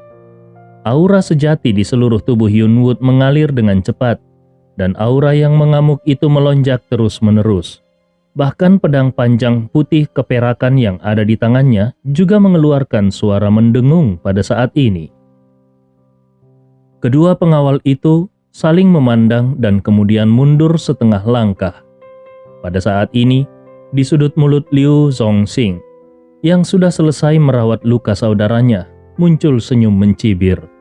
Dia berpikir kalau kekuatan Yun Wood memang tidak buruk, tetapi sayangnya hati Yun Wood masih agak terlalu sombong. Dia begitu mudah terjatuh dalam provokasi Leon. Menurut idenya, ketika berhadapan dengan seseorang seperti Leon, maka kita harus melawan habis-habisan meskipun itu seperti menggunakan meriam untuk membunuh seekor nyamuk. Namun Yun Wood ini sangat mudah terprovokasi, sehingga dia benar-benar berniat untuk melawan Leon seorang diri. Tapi bagaimanapun juga, ini adalah urusan Yunwood. Jadi dia tidak akan mengatakan apa-apa lagi. Selain itu, menurut pendapatnya, kedua pengawal Yunwood ini bukanlah master alam bawaan biasa.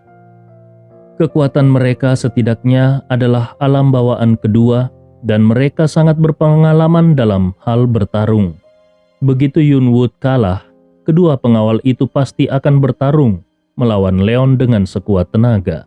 Dan bersama dengan dirinya sendiri, sama sekali bukan masalah besar bagi mereka untuk menghabisi Leon. Karena itu dia ingin membiarkan Yunwood bermain-main dengan Leon. Hanya dalam sekejap, aura di tubuh Yunwood telah naik ke puncak dan dia bahkan memegang pedangnya dengan kedua tangannya. Dia mengangkatnya di atas kepalanya dan cahaya di atas pedang panjang putih keperakan itu begitu terang sehingga berubah menjadi pedang besar yang berdiri di atas kepalanya. Aura pedang yang tajam memenuhi udara dan membuat seolah-olah seluruh kekosongan akan terkoyak. Kelopak mata Liu Zongxing melonjak. Ini adalah jurus terkenal dari pria hebat itu. Ini adalah jurus 1000 tentara memecah. Liu Zongxing berkata di dalam hatinya, Yunwood telah memahami gerakan ini di usia yang begitu muda. Baiklah, kalau begitu, sepertinya aku dan yang lainnya tidak perlu melakukan gerakan lainnya. Kedua pengawal Yunwood juga mengungkapkan senyum tipis.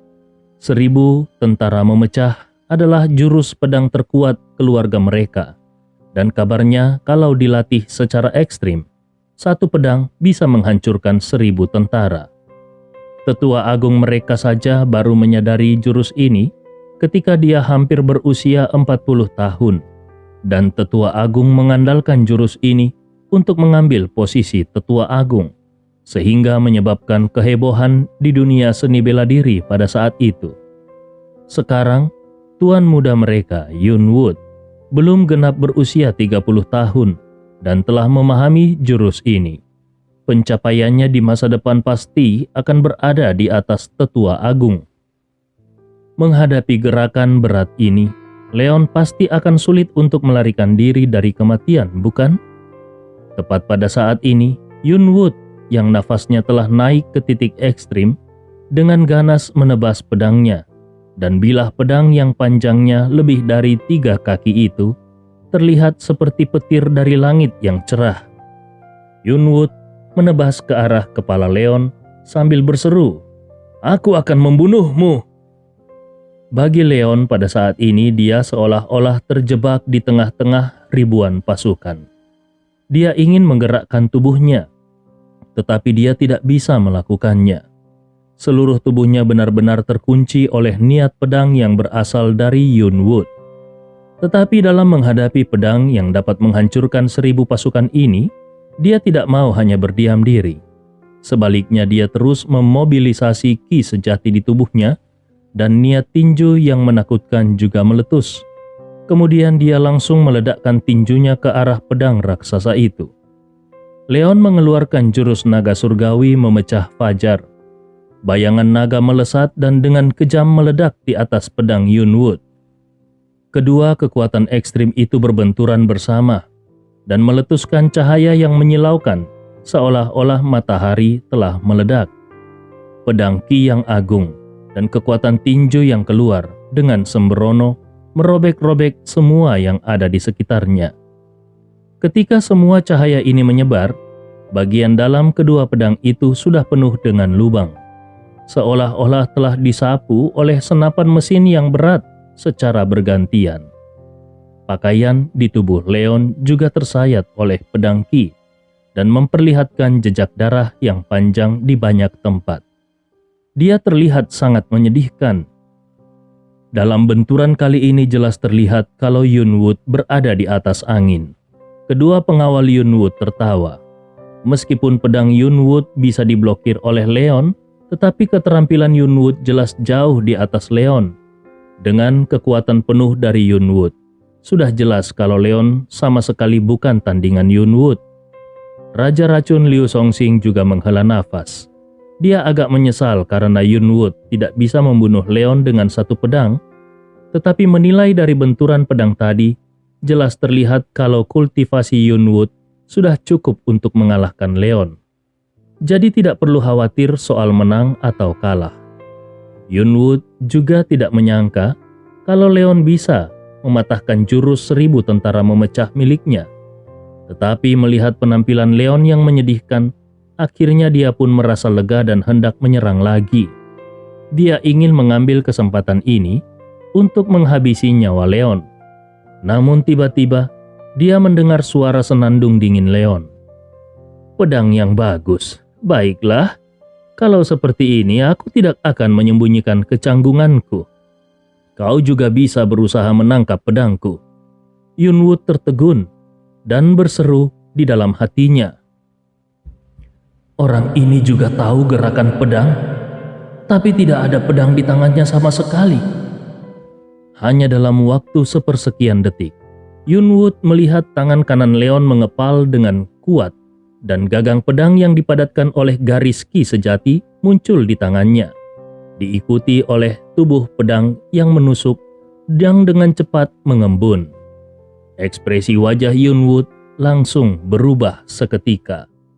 Bab 633. Tidak hanya wajah Yunwood yang berubah, wajah Raja Racun Liu Zongxing juga berubah.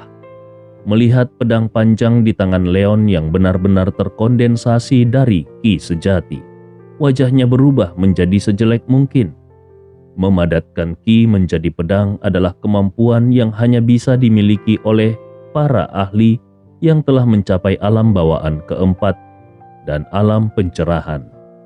Apakah orang ini benar-benar telah mencapai alam bawaan keempat? Tapi dia bahkan belum berusia 20 tahun. Bagaimana dia bisa mencapai alam bawaan keempat? Itu adalah gelar Grandmaster kecil. Jangankan dirinya sendiri, bahkan kalaupun itu adalah kekuatan seni bela diri yang didasarkan pada dunia seni bela diri, berapa banyak orang yang bisa mencapai alam bawaan keempat? Tapi anak ini tanpa klan, tanpa sekte, dan hanya seorang putra keluarga pebisnis. Bagaimana dia bisa mencapai alam pencerahan yang hanya bisa diimpikan oleh banyak ahli seni bela diri? Wajah kedua pengawal yang beberapa saat yang lalu merasa kalau tuan muda mereka sudah memiliki kemenangan yang pasti, bahkan lebih tidak sedap dipandang dan menakutkan. Mereka dengan cepat berseru, "Tuan muda, cepat pergi." Mereka tahu kalau tuan muda mereka sendiri telah memasuki alam bawaan ketiga setahun yang lalu. Kultivasinya pasti berada di garis depan rekan-rekannya, dan pemahamannya tentang niat pedang juga cukup dalam. Menurut bakat tuan muda mereka itu, asalkan melakukan lebih banyak latihan, maka memasuki alam bawaan keempat juga tidak akan menjadi masalah. Tetapi sekarang, pria yang bahkan beberapa tahun lebih muda dari tuan muda mereka sendiri ini telah mencapai alam pencerahan. Apakah benar-benar ada keadilan di bumi ini? Tuan muda mereka sendiri belum mencapai alam bawaan keempat. Meskipun niat pedang tuan muda mereka lebih dalam dan kultivasi tuan muda mereka juga lebih tinggi, tapi tuan muda mereka tidak akan pernah bisa menjadi tandingan dari ahli seni bela diri alam bawaan keempat. Kalau mereka benar-benar membiarkan tuan muda mereka bertarung sendirian melawan Leon, mereka takut tuan muda mereka sendiri akan terbunuh oleh serangan pedang Leon. Sambil berteriak, mereka berdua telah meledakkan jurus terkuat mereka dan langsung menebaskan pedang mereka ke arah Leon. Pada saat ini, mata Yunwood telah berkontraksi. Pada pertarungan sebelumnya melawan Leon, meskipun dia kalah, dia tidak merasa frustrasi di dalam hatinya. Bagaimanapun, pada saat itu dia tidak menggunakan keterampilan tinju dan tendangannya yang sebenarnya. Kekuatan pertempurannya pada saat itu hanya kurang dari 30%. Namun hari ini, dengan pedang di tangannya, dia sangat yakin kalau kekuatannya cukup untuk membunuh remaja dengan bakat yang mirip dengan bakatnya sendiri. Tetapi dia tidak menyangka bahwa ketika dia tidak menggunakan kekuatan penuhnya kemarin, ternyata Leon juga tidak menggunakan kekuatan penuhnya. Bisa mengkonsentrasikan ki sebagai pedang adalah kemampuan di tingkat alam pencerahan. Dia masih setengah langkah lagi untuk menuju ke ambang batas itu. Tetapi anak ini sudah melangkah masuk ke dalamnya. Yang lebih penting lagi, bukan hanya kemampuan tinju Leon yang luar biasa, namun pemahaman Leon tentang niat pedang juga jauh lebih tinggi daripada miliknya. Karena kalau tidak, bagaimana Leon bisa memadatkan ki-nya menjadi pedang? Pukulan seperti itu datang terlalu tiba-tiba.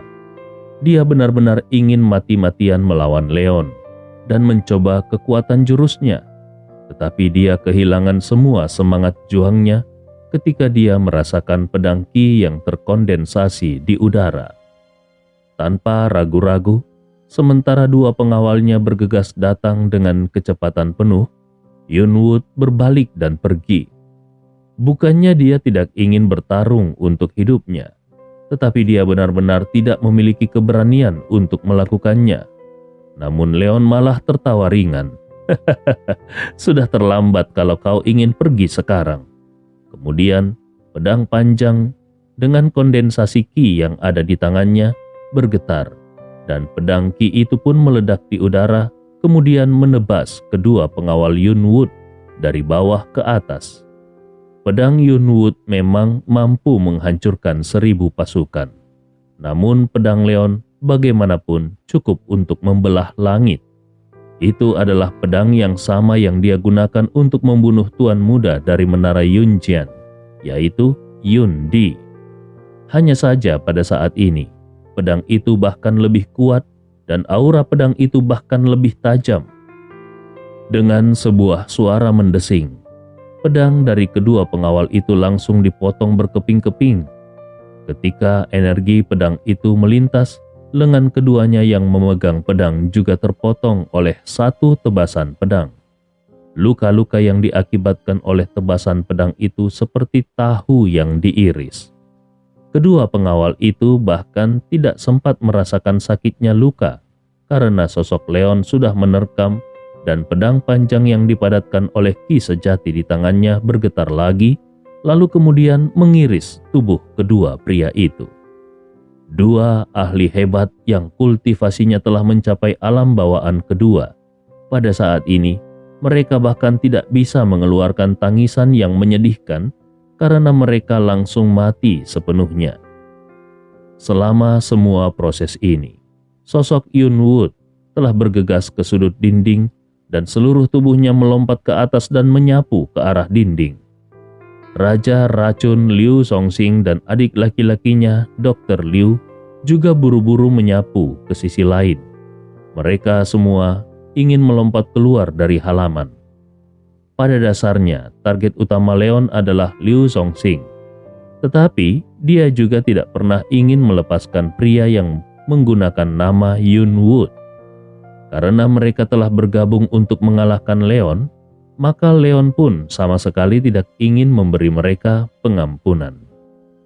Pedang panjang yang dipadatkan dengan ki sejati di tangan Leon bergetar seperti bintang jatuh dan langsung melesat ke arah Yunwood yang melarikan diri. Sementara sosok Leon sendiri berbalik untuk menerkam Raja Racun Liu Songxing. Tubuh Yunwood sudah berhasil melompat dinding pada saat ini dan hendak mendarat di tanah. Dia sudah merasa yakin kalau dia akan bisa melarikan diri jauh-jauh. Namun tiba-tiba pedang ki menerobos dinding dan langsung melesat ke arah jantung belakangnya. Yunwood ketakutan sampai dia kehilangan akal sehatnya. Pada saat ini, naluri antara hidup dan mati membuatnya dengan paksa memutar tubuhnya di udara. Putaran seperti itu memungkinkannya untuk menghindari cedera pada organ vitalnya. Akibatnya pedang ki langsung menembus bahunya dan darah pun berceceran. Namun Yunwood menghela nafas lega ketika dia melihat ke belakang melalui lubang yang rusak di dinding. dan menemukan kalau Leon tidak mengejar dirinya, melainkan mengejar Raja Racun Liu Zongxing ke arah lain. Seluruh tubuhnya benar-benar merasa rileks. Memikirkan fakta bahwa pengawal yang telah mengikutinya selama bertahun-tahun telah dibunuh oleh Leon dengan satu serangan pedang seperti ini. Hati Yun Wood meneteskan darah dan dia pun bersumpah, "Leon Wood, kelakuanmu akan membuatku membunuhmu lain kali. Aku bersumpah untuk tidak menjadi manusia jika aku tidak melakukannya." Namun, tepat setelah kalimat kasar ini diucapkan, Yun Wood mendengar suara wanita yang dingin berkata, "Lain kali? Apakah menurutmu kau punya waktu lain kali?" Ketika Yun Wood mendongak, dia melihat seorang wanita berpakaian kulit yang tidak ditahu kapan datangnya. Tiba-tiba wanita itu sudah datang di depannya dan menghantam kepalanya dengan kepalan tangan. Yun Wood sangat marah. Bahkan kalaupun dia diintimidasi oleh Leon, bagaimana mungkin seorang wanita sembarangan juga ingin menggertaknya? Dia hendak menghindar dan kemudian memberikan pukulan paling fatal kepada wanita ini, tetapi dia menemukan bahwa tinju wanita itu sangat cepat dan langsung menghantam kepalanya. Sebenarnya tidak ada sedikit pun ki sejati yang dilepaskan dari pukulan itu. Tetapi Yun Wood merasakan kekuatan yang luar biasa langsung meledak di kepalanya. Dia bahkan tidak punya waktu untuk memikirkan bagaimana mungkin seorang wanita yang tidak memiliki sedikit pun ki sejati bisa memiliki kekuatan yang begitu kuat. Yang terjadi kemudian adalah dia langsung kehilangan kesadarannya. Kepalanya hancur seolah-olah seperti semangka pecah. Anak jenius yang sangat diharapkan oleh keluarganya itu akhirnya tewas seketika. Setelah meledakkan Yun Wood dengan satu pukulan, tubuh wanita berambut perak tidak berhenti. Dia berbalik dan mengejar ke arah lainnya. Pada saat ini sambil mengutuk marah, Liu Zongxing menarik Dr. Liu untuk berlari dengan cepat di sepanjang jalan. Di dalam hatinya dia mengeluarkan semua sumpah serapah. Awalnya dia berpikir bahwa melakukan kesepakatan seperti ini dengan pria besar itu adalah pekerjaan yang mudah. Selama dia mencapai tujuannya, keponakannya dapat naik ke ketinggian yang tinggi, dan keluarga Liu dapat mengambil kesempatan ini untuk menjadi makmur. Namun siapa yang tahu bahwa sampah kecil dari keluarga Wood ini akan sangat menakjubkan. Leon bisa mencapai alam bawaan keempat di usia yang sangat muda. Bagaimana seniman bela diri lainnya bisa tetap hidup? Kalau berita ini tersebar, sepertinya seluruh kekuatan seni bela diri utama Sudu, termasuk pavilion pedang Susan, akan terguncang. Ketika Liu Zongxing merasakan langkah kaki yang semakin dekat dan semakin dekat lagi di belakangnya, hatinya sedikit cemas. Sesaat kemudian, dia mengeluarkan sepotong kotak hitam dan langsung melemparkannya ke arah Dr. Liu sambil berkata, "Kita harus pergi secara terpisah." Saat Liu Zongxing selesai berbicara, dia sudah berbalik dan berlari ke arah kiri. Dr. Liu terkejut dan bertanya, "Apa ini?" Sosok Liu Zongxing yang sudah jauh menjawab, "Itu adalah rumput bintang 9 yang berusia 100 tahun. Dr. Liu langsung membeku. Tentu saja dia mengerti apa arti benda ini bagi Leon. Dr. Liu pun melihat ke arah punggung belakang kakaknya yang sudah menjauh dan sambil mengatupkan giginya, dia juga berbalik dan bergegas ke arah lain. Mungkin sudah waktunya untuk membalas kebaikan yang diberikan oleh kakak laki-lakinya itu selama bertahun-tahun. Hanya saja, ketika Dr. Liu baru berlari beberapa langkah, dia sangat terkejut karena menemukan bahwa Leon secara tidak terduga tidak mengejar ke arah dirinya, tetapi terus mengejar ke arah kakaknya. Hatinya merasakan kegirangan yang membuncah. Dia bersiap untuk terus melarikan diri, namun sesosok yang indah sudah berhenti tepat di depannya.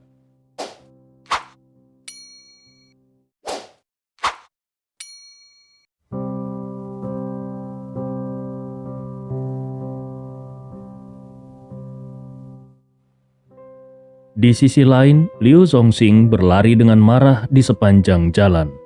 Bahkan saat melarikan diri pun, dia dengan liar menyebarkan semua jenis racun. Adapun mengenai bahaya apa yang akan ditimbulkan oleh racun ini bagi orang-orang yang lewat, dia tidak peduli. Pada saat ini dia hanya memiliki satu pikiran, yaitu untuk melarikan diri dari tempat ini dengan kecepatan penuh.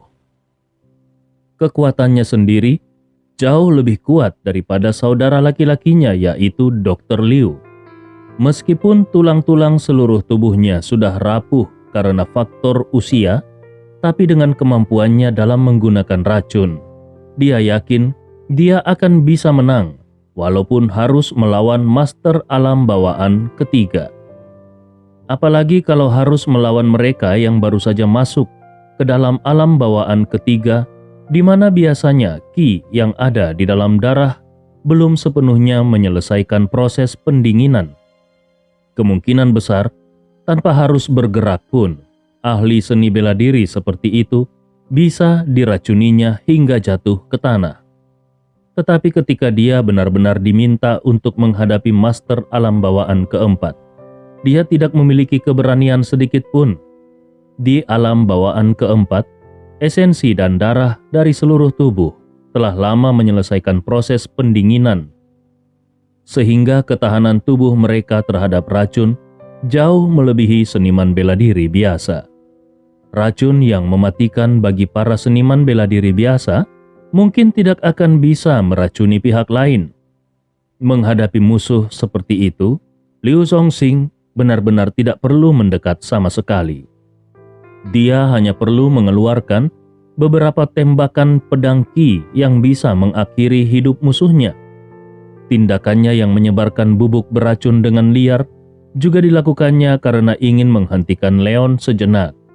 Tetapi meskipun Liu Zongxing sudah berusaha mati-matian untuk memperlambat gerakan Leon, namun kecepatan Leon tidak berhenti sedikit pun.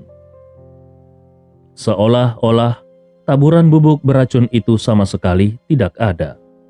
Liu Zongxing bertanya-tanya di dalam hatinya, orang ini, apakah pada akhirnya daya tahan tubuhnya terhadap toksisitas telah sepenuhnya mencapai titik puncak sampai dia bisa mengabaikan racun yang kutebarkan? Atau apakah dia menahan bubuk racun itu dengan ki sejatinya? Kalau yang terjadi adalah yang pertama, maka Liu Zongxing pasti akan mati. Tapi kalau yang terjadi adalah yang terakhir, maka semakin jauh Leon berlari, berarti akan semakin besar konsumsi ki sejatinya. Selama dia bisa menunggu sampai kekuatan Leon habis, itu adalah waktu baginya untuk melarikan diri dari tempat ini. Perlahan-lahan, langkah kaki di belakangnya terdengar semakin jauh dan semakin jauh. Hati Liu Zongxing sedikit tenang. Melihat keadaan ini, seharusnya ki sejati Leon telah dikonsumsi cukup banyak, dan Leon sudah hampir tidak bisa mengejar dirinya. Ketika Liu Zongxing melihat ke belakang, dia benar-benar tidak melihat sosok Leon lagi. Liu Zongxing pun menghela nafas lega. Dia akhirnya bisa menyingkirkan orang itu. Namun, saat dia akan terus mempercepat langkahnya dan melarikan diri jauh-jauh dari sini, tokek di pelukannya tiba-tiba mendesis gelisah. Wajah Liu Zongxing sedikit berubah, dan ketika dia menoleh untuk melihat, dia melihat sosok Leon berjalan keluar dari sudut di depan. Leon berjalan sambil tersenyum. Setidaknya, kau adalah generasi Raja Racun, tapi kau malah melarikan diri seperti anjing yang hilang. Bukankah itu terlalu menyedihkan? Wajah Liu Zongxing sangat jelek. Seekor anjing yang hilang dan menyedihkan? Kehilangan seekor anjing juga lebih baik daripada mati terbunuh. Apa status Raja Racun ini? Selama bertahun-tahun, untuk mencari berbagai ramuan obat, dia telah menerobos beberapa wilayah yang memiliki banyak kekuatan besar. Dikejar-kejar untuk dibunuh adalah hal yang biasa baginya. Mengabaikan ejekan Leon, Liu Zongxing bertanya dengan setengah kebingungan, "Kalau kau mengejarku, Itu seharusnya untuk mendapatkan rumput bintang 9. Aku sudah memberikannya kepada saudaraku. Kenapa kau terus saja mengejarku?" Leon mencibir. "Kau sangat kejam. Agar bisa selamat sendirian, kau bahkan melemparkan bola panas itu kepada saudaramu sendiri. Nama Raja Racun benar-benar sesuai dengan namamu." Liu Songxing mendengus dingin. Ini tidak ada hubungannya dengan status Raja Racun. Selama aku bisa bertahan hidup, secara alami aku akan bisa membalaskan dendam saudaraku. Leon mengangguk. Perkataanmu itu masuk akal juga. Sayangnya, kau tidak akan selamat. Liu Songxing mendengus dingin. Jadi, hanya untuk membunuhku, kau bahkan sudah tidak peduli lagi dengan nyawa kakek dan saudara perempuanmu? Leon menggelengkan kepalanya. Tentu saja tidak seperti itu. Justru dengan membunuhmu lah, aku bisa menyelamatkan mereka. Liu Songxing mencibir. "Hei, kau sudah kehilangan kesempatan terbaikmu untuk mendapatkan rumput bintang 9. Bagaimana kau akan bisa menyelamatkan mereka?" Leon tertawa dengan senyum yang menggoda. "Bukankah rumput bintang 9 itu masih ada padamu?" Liu Songxing terkejut. "Apa katamu?" Leon tersenyum dan melihat ke belakang Liu Songxing. Liu Songxing membeku dan menoleh untuk melihat seorang wanita berbaju kulit berjalan keluar dan tangan wanita itu memegang kotak kayu yang tadi dilemparkan Liu Songxing kepada Dr. Liu. Kotak kayu itu telah dibuka dan ternyata isinya kosong. Wajah Liu Songxing berubah menjadi sangat jelek.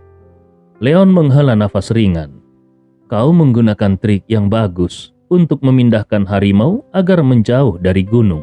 Sayang sekali, trikmu itu tidak berhasil." Liu Songxing bertanya dengan bingung. "Jadi, kau membunuh saudaraku?" Leon mencibir. "Kalau aku menukar nyawa saudaramu demi rumput bintang 9, maukah kau menukarnya?" Liu Songxing dengan dingin berkata, "Tentu saja tidak." Leon berkata, "Kalau itu masalahnya, lalu apa gunanya mempertahankannya?" Liu Songxing juga tidak mau repot-repot berbicara omong kosong lagi. Dia langsung mengeluarkan benda seperti ginseng dari sakunya dan langsung melemparkannya ke arah tempat Leon berada sambil berkata, "Selama ini, aku benar-benar meremehkanmu. Kalau kau memang mau rumput bintang 9 ini, aku akan memberikannya kepadamu." Setelah itu sosoknya langsung menyapu ke arah sisi kiri. Wanita berambut perak yang berdiri tepat di belakangnya bergegas menuju Liu Songxing untuk pertama kalinya. Liu Songxing tertawa dingin. Dia mengangkat tangannya dan menaburkan bubuk putih ke arah wanita berambut perak, sehingga memaksa wanita berambut perak untuk menghindar ke arah belakang agar tidak terkena bubuk beracun. Liu Songxing tertawa dan hendak mengambil kesempatan ini untuk mempercepat pelariannya, ketika sebuah tinju yang kuat tiba-tiba meledak ke arahnya. Wajah Liu Songxing berubah drastis dan ketika dia berbalik, dia melihat sosok Leon yang bahkan tidak mau repot-repot menghindari bubuk putih itu dan langsung menerkamnya. Dengan sebuah suara yang keras, Liu Songxing yang tidak berdaya terpesona oleh kekuatan tinju dari Leon. Leon terus menyerbu ke depan dan Liu Songxing yang tubuhnya terbang ke belakang mengangkat tangannya yang bergetar. Seekor ular berbisa yang hampir menggigit Leon sebelumnya melesat keluar dari lengan bajunya. Selain itu, ada juga katak, kelabang, dan kalajengking. Keempat makhluk berbisa itu, seperti 4 anak panah tajam, melesat ke arah Leon dengan kecepatan penuh. Ular berbisa telah membuka mulutnya dan memperlihatkan taringnya yang tajam. Kodok juga sudah membuka mulutnya, sambil seteguk kabut beracun disemprotkan. Sementara kelabang memutar tubuhnya dan bersiap untuk memberikan pukulan paling fatal kepada Leon. Yang terakhir yaitu kalajengking, bahkan mengangkat penjepitnya untuk mencubit sepotong daging dari tubuh Leon. Ekornya juga berkedip-kedip dengan aura dingin. Menghadapi makhluk beracun yang muncul secara bersamaan ini, Leon bahkan tidak mau repot-repot memperhatikannya. Dia langsung meledakkan tinjunya, dan aura tinju yang kejam langsung meledak di tubuh keempat makhluk beracun itu. Tubuh keempat makhluk beracun itu langsung meledak, lalu kemudian ki darah hitam menyembur di udara. Di sisi lain, Leon yang berada di bawah perlindungan ki sejatinya justru berhasil menembus kabut darah ini tanpa setetes pun darah hitam yang tumpah ke tubuhnya. Wajah Liu Songxing menjadi sangat jelek. Inilah alasan mengapa dia tidak mau bertarung melawan seorang ahli alam bawaan keempat yang dapat sepenuhnya mengandalkan ki sejati untuk memaksa menembus kabut beracun. Sudah terlambat untuk merasa kasihan pada keempat hartanya itu. Ketika tubuh Liu Songxing baru saja mendarat di tanah, dia langsung berbalik dan ingin terus melarikan diri, tetapi tentu saja Leon tidak akan memberinya kesempatan seperti itu. Sebelum Liu Songxing bisa bergerak, dia sudah menamparkan jurus telapak tangannya. Dengan suara yang keras, tubuh Liu Songxing dikirim terbang oleh tamparan telapak tangan ini. Dari mulutnya menyembur seteguk darah hitam. Karena telah berurusan dengan zat beracun selama bertahun-tahun, akhirnya darah Liu Songxing juga telah lama dipenuhi dengan semua jenis racun yang mematikan. Dan tokek yang selama ini telah disembunyikannya di lengannya juga ikut terjatuh dari lengannya, seolah-olah sedang meramalkan adanya bahaya besar. Tokek itu menuju ke arah rumput dengan kecepatan penuh. Bab 635. Dengan suara yang keras, tubuh Liu Songxing jatuh dengan keras ke tanah dan beberapa teguk darah menyembur dari mulutnya. Wajahnya menjadi pucat. Hanya saja di sudut mulutnya tersungging sebuah senyum dingin. Melihat Leon yang berjalan ke arahnya selangkah demi selangkah, Liu Songxing yang tahu bahwa dia pasti akan mati, langsung mendengus dingin. Aku benar-benar tidak menyangka bahwa setelah bertahun-tahun mengembangkan racun, ternyata aku akan jatuh ke tangan anak nakal sepertimu. Leon samar-samar tertawa dan berkata, aku juga tidak menyangka kalau kau masih bisa tertawa ketika kau akan mati. Liu Songxing mencibir, aku memang akan mati. Tapi kau juga tidak akan pernah bisa menyelamatkan kakek dan saudara perempuanmu. Rumput 9 bintang itu bahkan tidak ada padaku. Namun, sepertinya Leon sudah mengetahuinya. Jadi dia hanya tertawa pelan. Aku tahu. Liu Songxing terperanjat. Kau tahu? Leon menunjuk ke arah wanita berambut perak yang berjalan ke sisi kirinya sambil membawa tokek yang tadi melarikan diri dari tangan Liu Songxing dan berkata, rumput 9 bintang itu ada di tubuh binatang itu, bukan? Ekspresi wajah Liu Songxing benar-benar berubah. Tatapannya ke arah Leon bahkan terlihat seolah-olah dia sedang melihat setan. Rumput bintang 9 yang berusia 100 tahun adalah ramuan obat yang sangat berharga. Karena itu hatinya selalu merasa tidak tenang kalau dia harus meletakkan ramuan tersebut di suatu tempat. Jadi, cara teraman adalah selalu membawa ramuan itu bersamanya. Hanya saja hari ini Leon benar-benar berhasil mengikuti saudara laki-lakinya yang bodoh itu sehingga bisa menemukan dirinya. Jadi untuk berjaga-jaga, ketika dia berlari untuk menyelamatkan nyawanya, dia mengeluarkan rumput bintang 9 dan memasukkannya ke dalam mulut tokek tersebut. Awalnya dia mengira bahwa semua rencananya akan berjalan mulus. Bahkan kalaupun dia benar-benar jatuh ke tangan Leon, dia bisa menggunakan ini sebagai alasan untuk mencari sedikit kesempatan untuk bertahan hidup. Tetapi siapa yang menyangka kalau Leon akan mengenali tipu muslihatnya ini? Apakah Leon ini masih seorang manusia? Pada usia di bawah 20 tahun, dia memiliki tingkat kultivasi alam bawaan keempat. Pada saat ini, Leon berbicara. Sepertinya, ramuan itu memang benar-benar ada di dalam tokek ini. Kalau itu masalahnya, maka tidak ada lagi gunanya menahanmu di sini. Jadi, silakan kau lanjutkan perjalananmu. Setelah mengatakan itu, Leon langsung melayangkan tinjunya ke udara dan menghantam jantung Liu Songxing. Liu Songxing membeku. Barulah pada saat ini dia menyadari kalau dia dijebak. Sejak awal Leon hanya menebak-nebak, namun justru dia sendirilah yang membongkar triknya sendiri. Liu Songxing merasa bingung. Apakah Leon ini benar-benar baru berusia 20 tahun? Dia bukan monster berusia 70 atau 80 tahun yang kembali dari masa tuanya, bukan? Sayangnya, Liu Songxing hanya bisa meninggalkan dunia ini dengan kebingungan ini. Menghadapi pukulan habis-habisan Leon, akhirnya Liu Songxing yang sudah terluka parah tidak bisa lagi bertahan.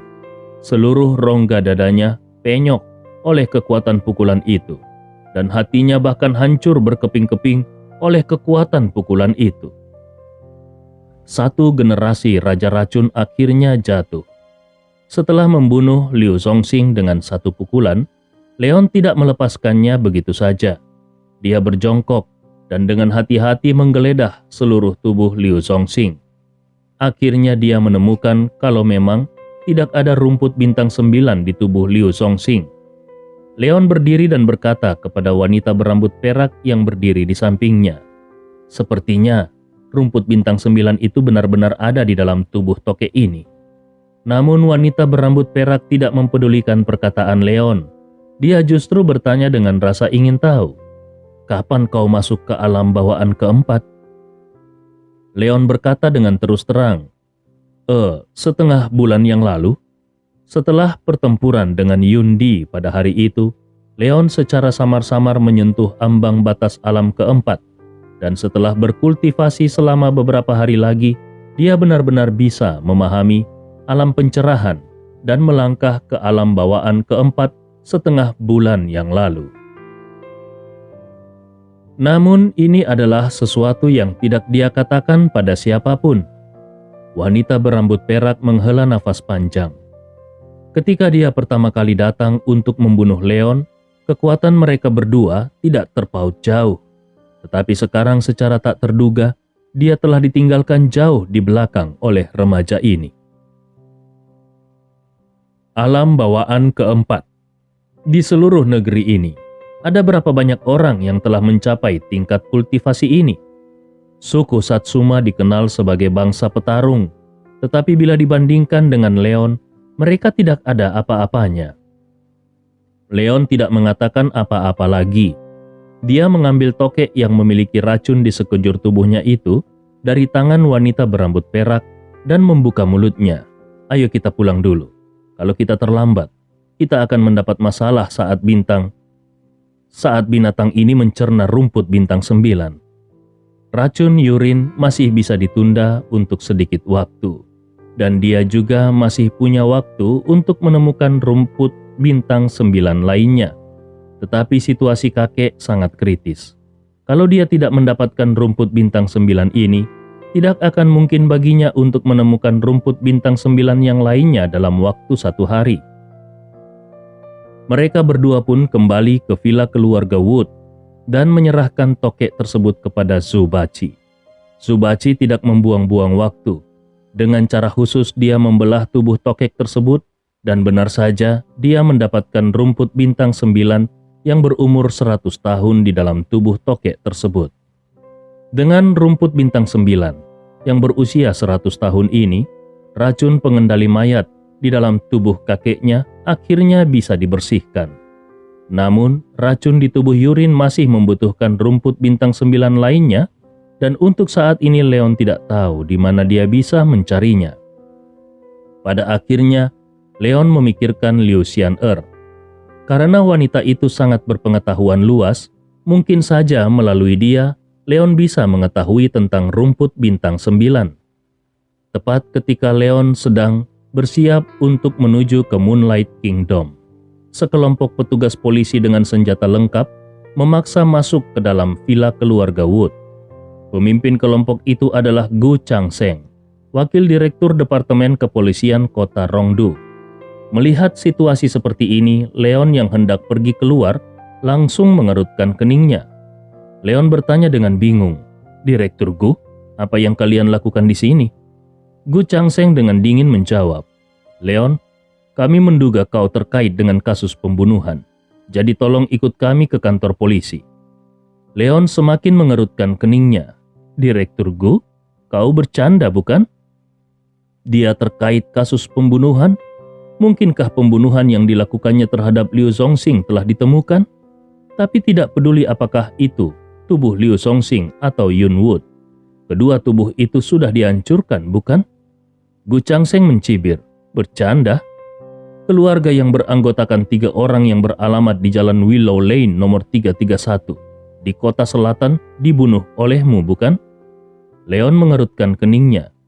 Jalan Willow Lane kota selatan? Mungkinkah itu adalah keluarga yang sejak lama telah diracuni sampai mati oleh Raja Racun?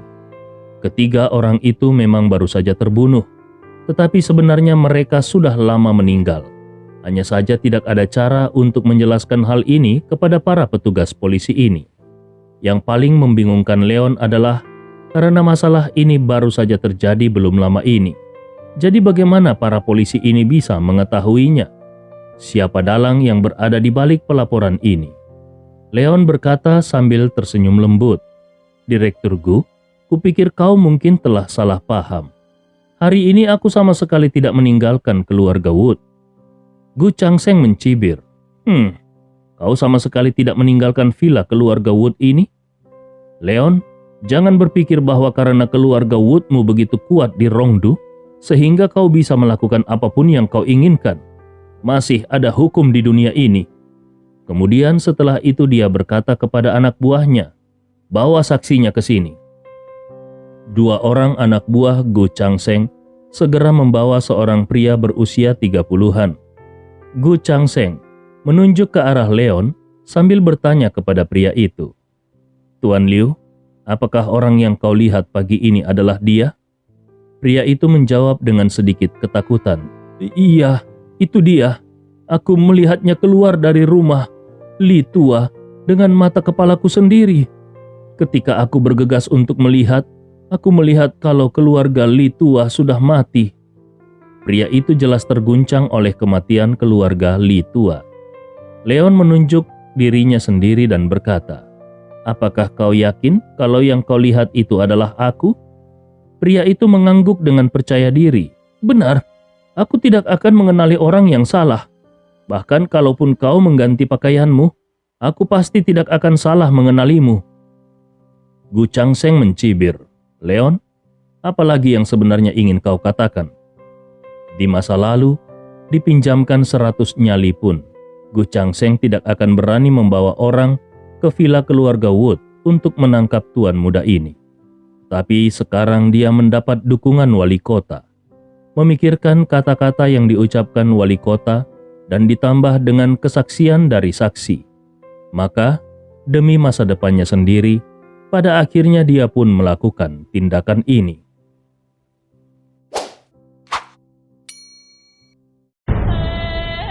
Cerita ini, fakta atau fiksi? Silakan putuskan sendiri.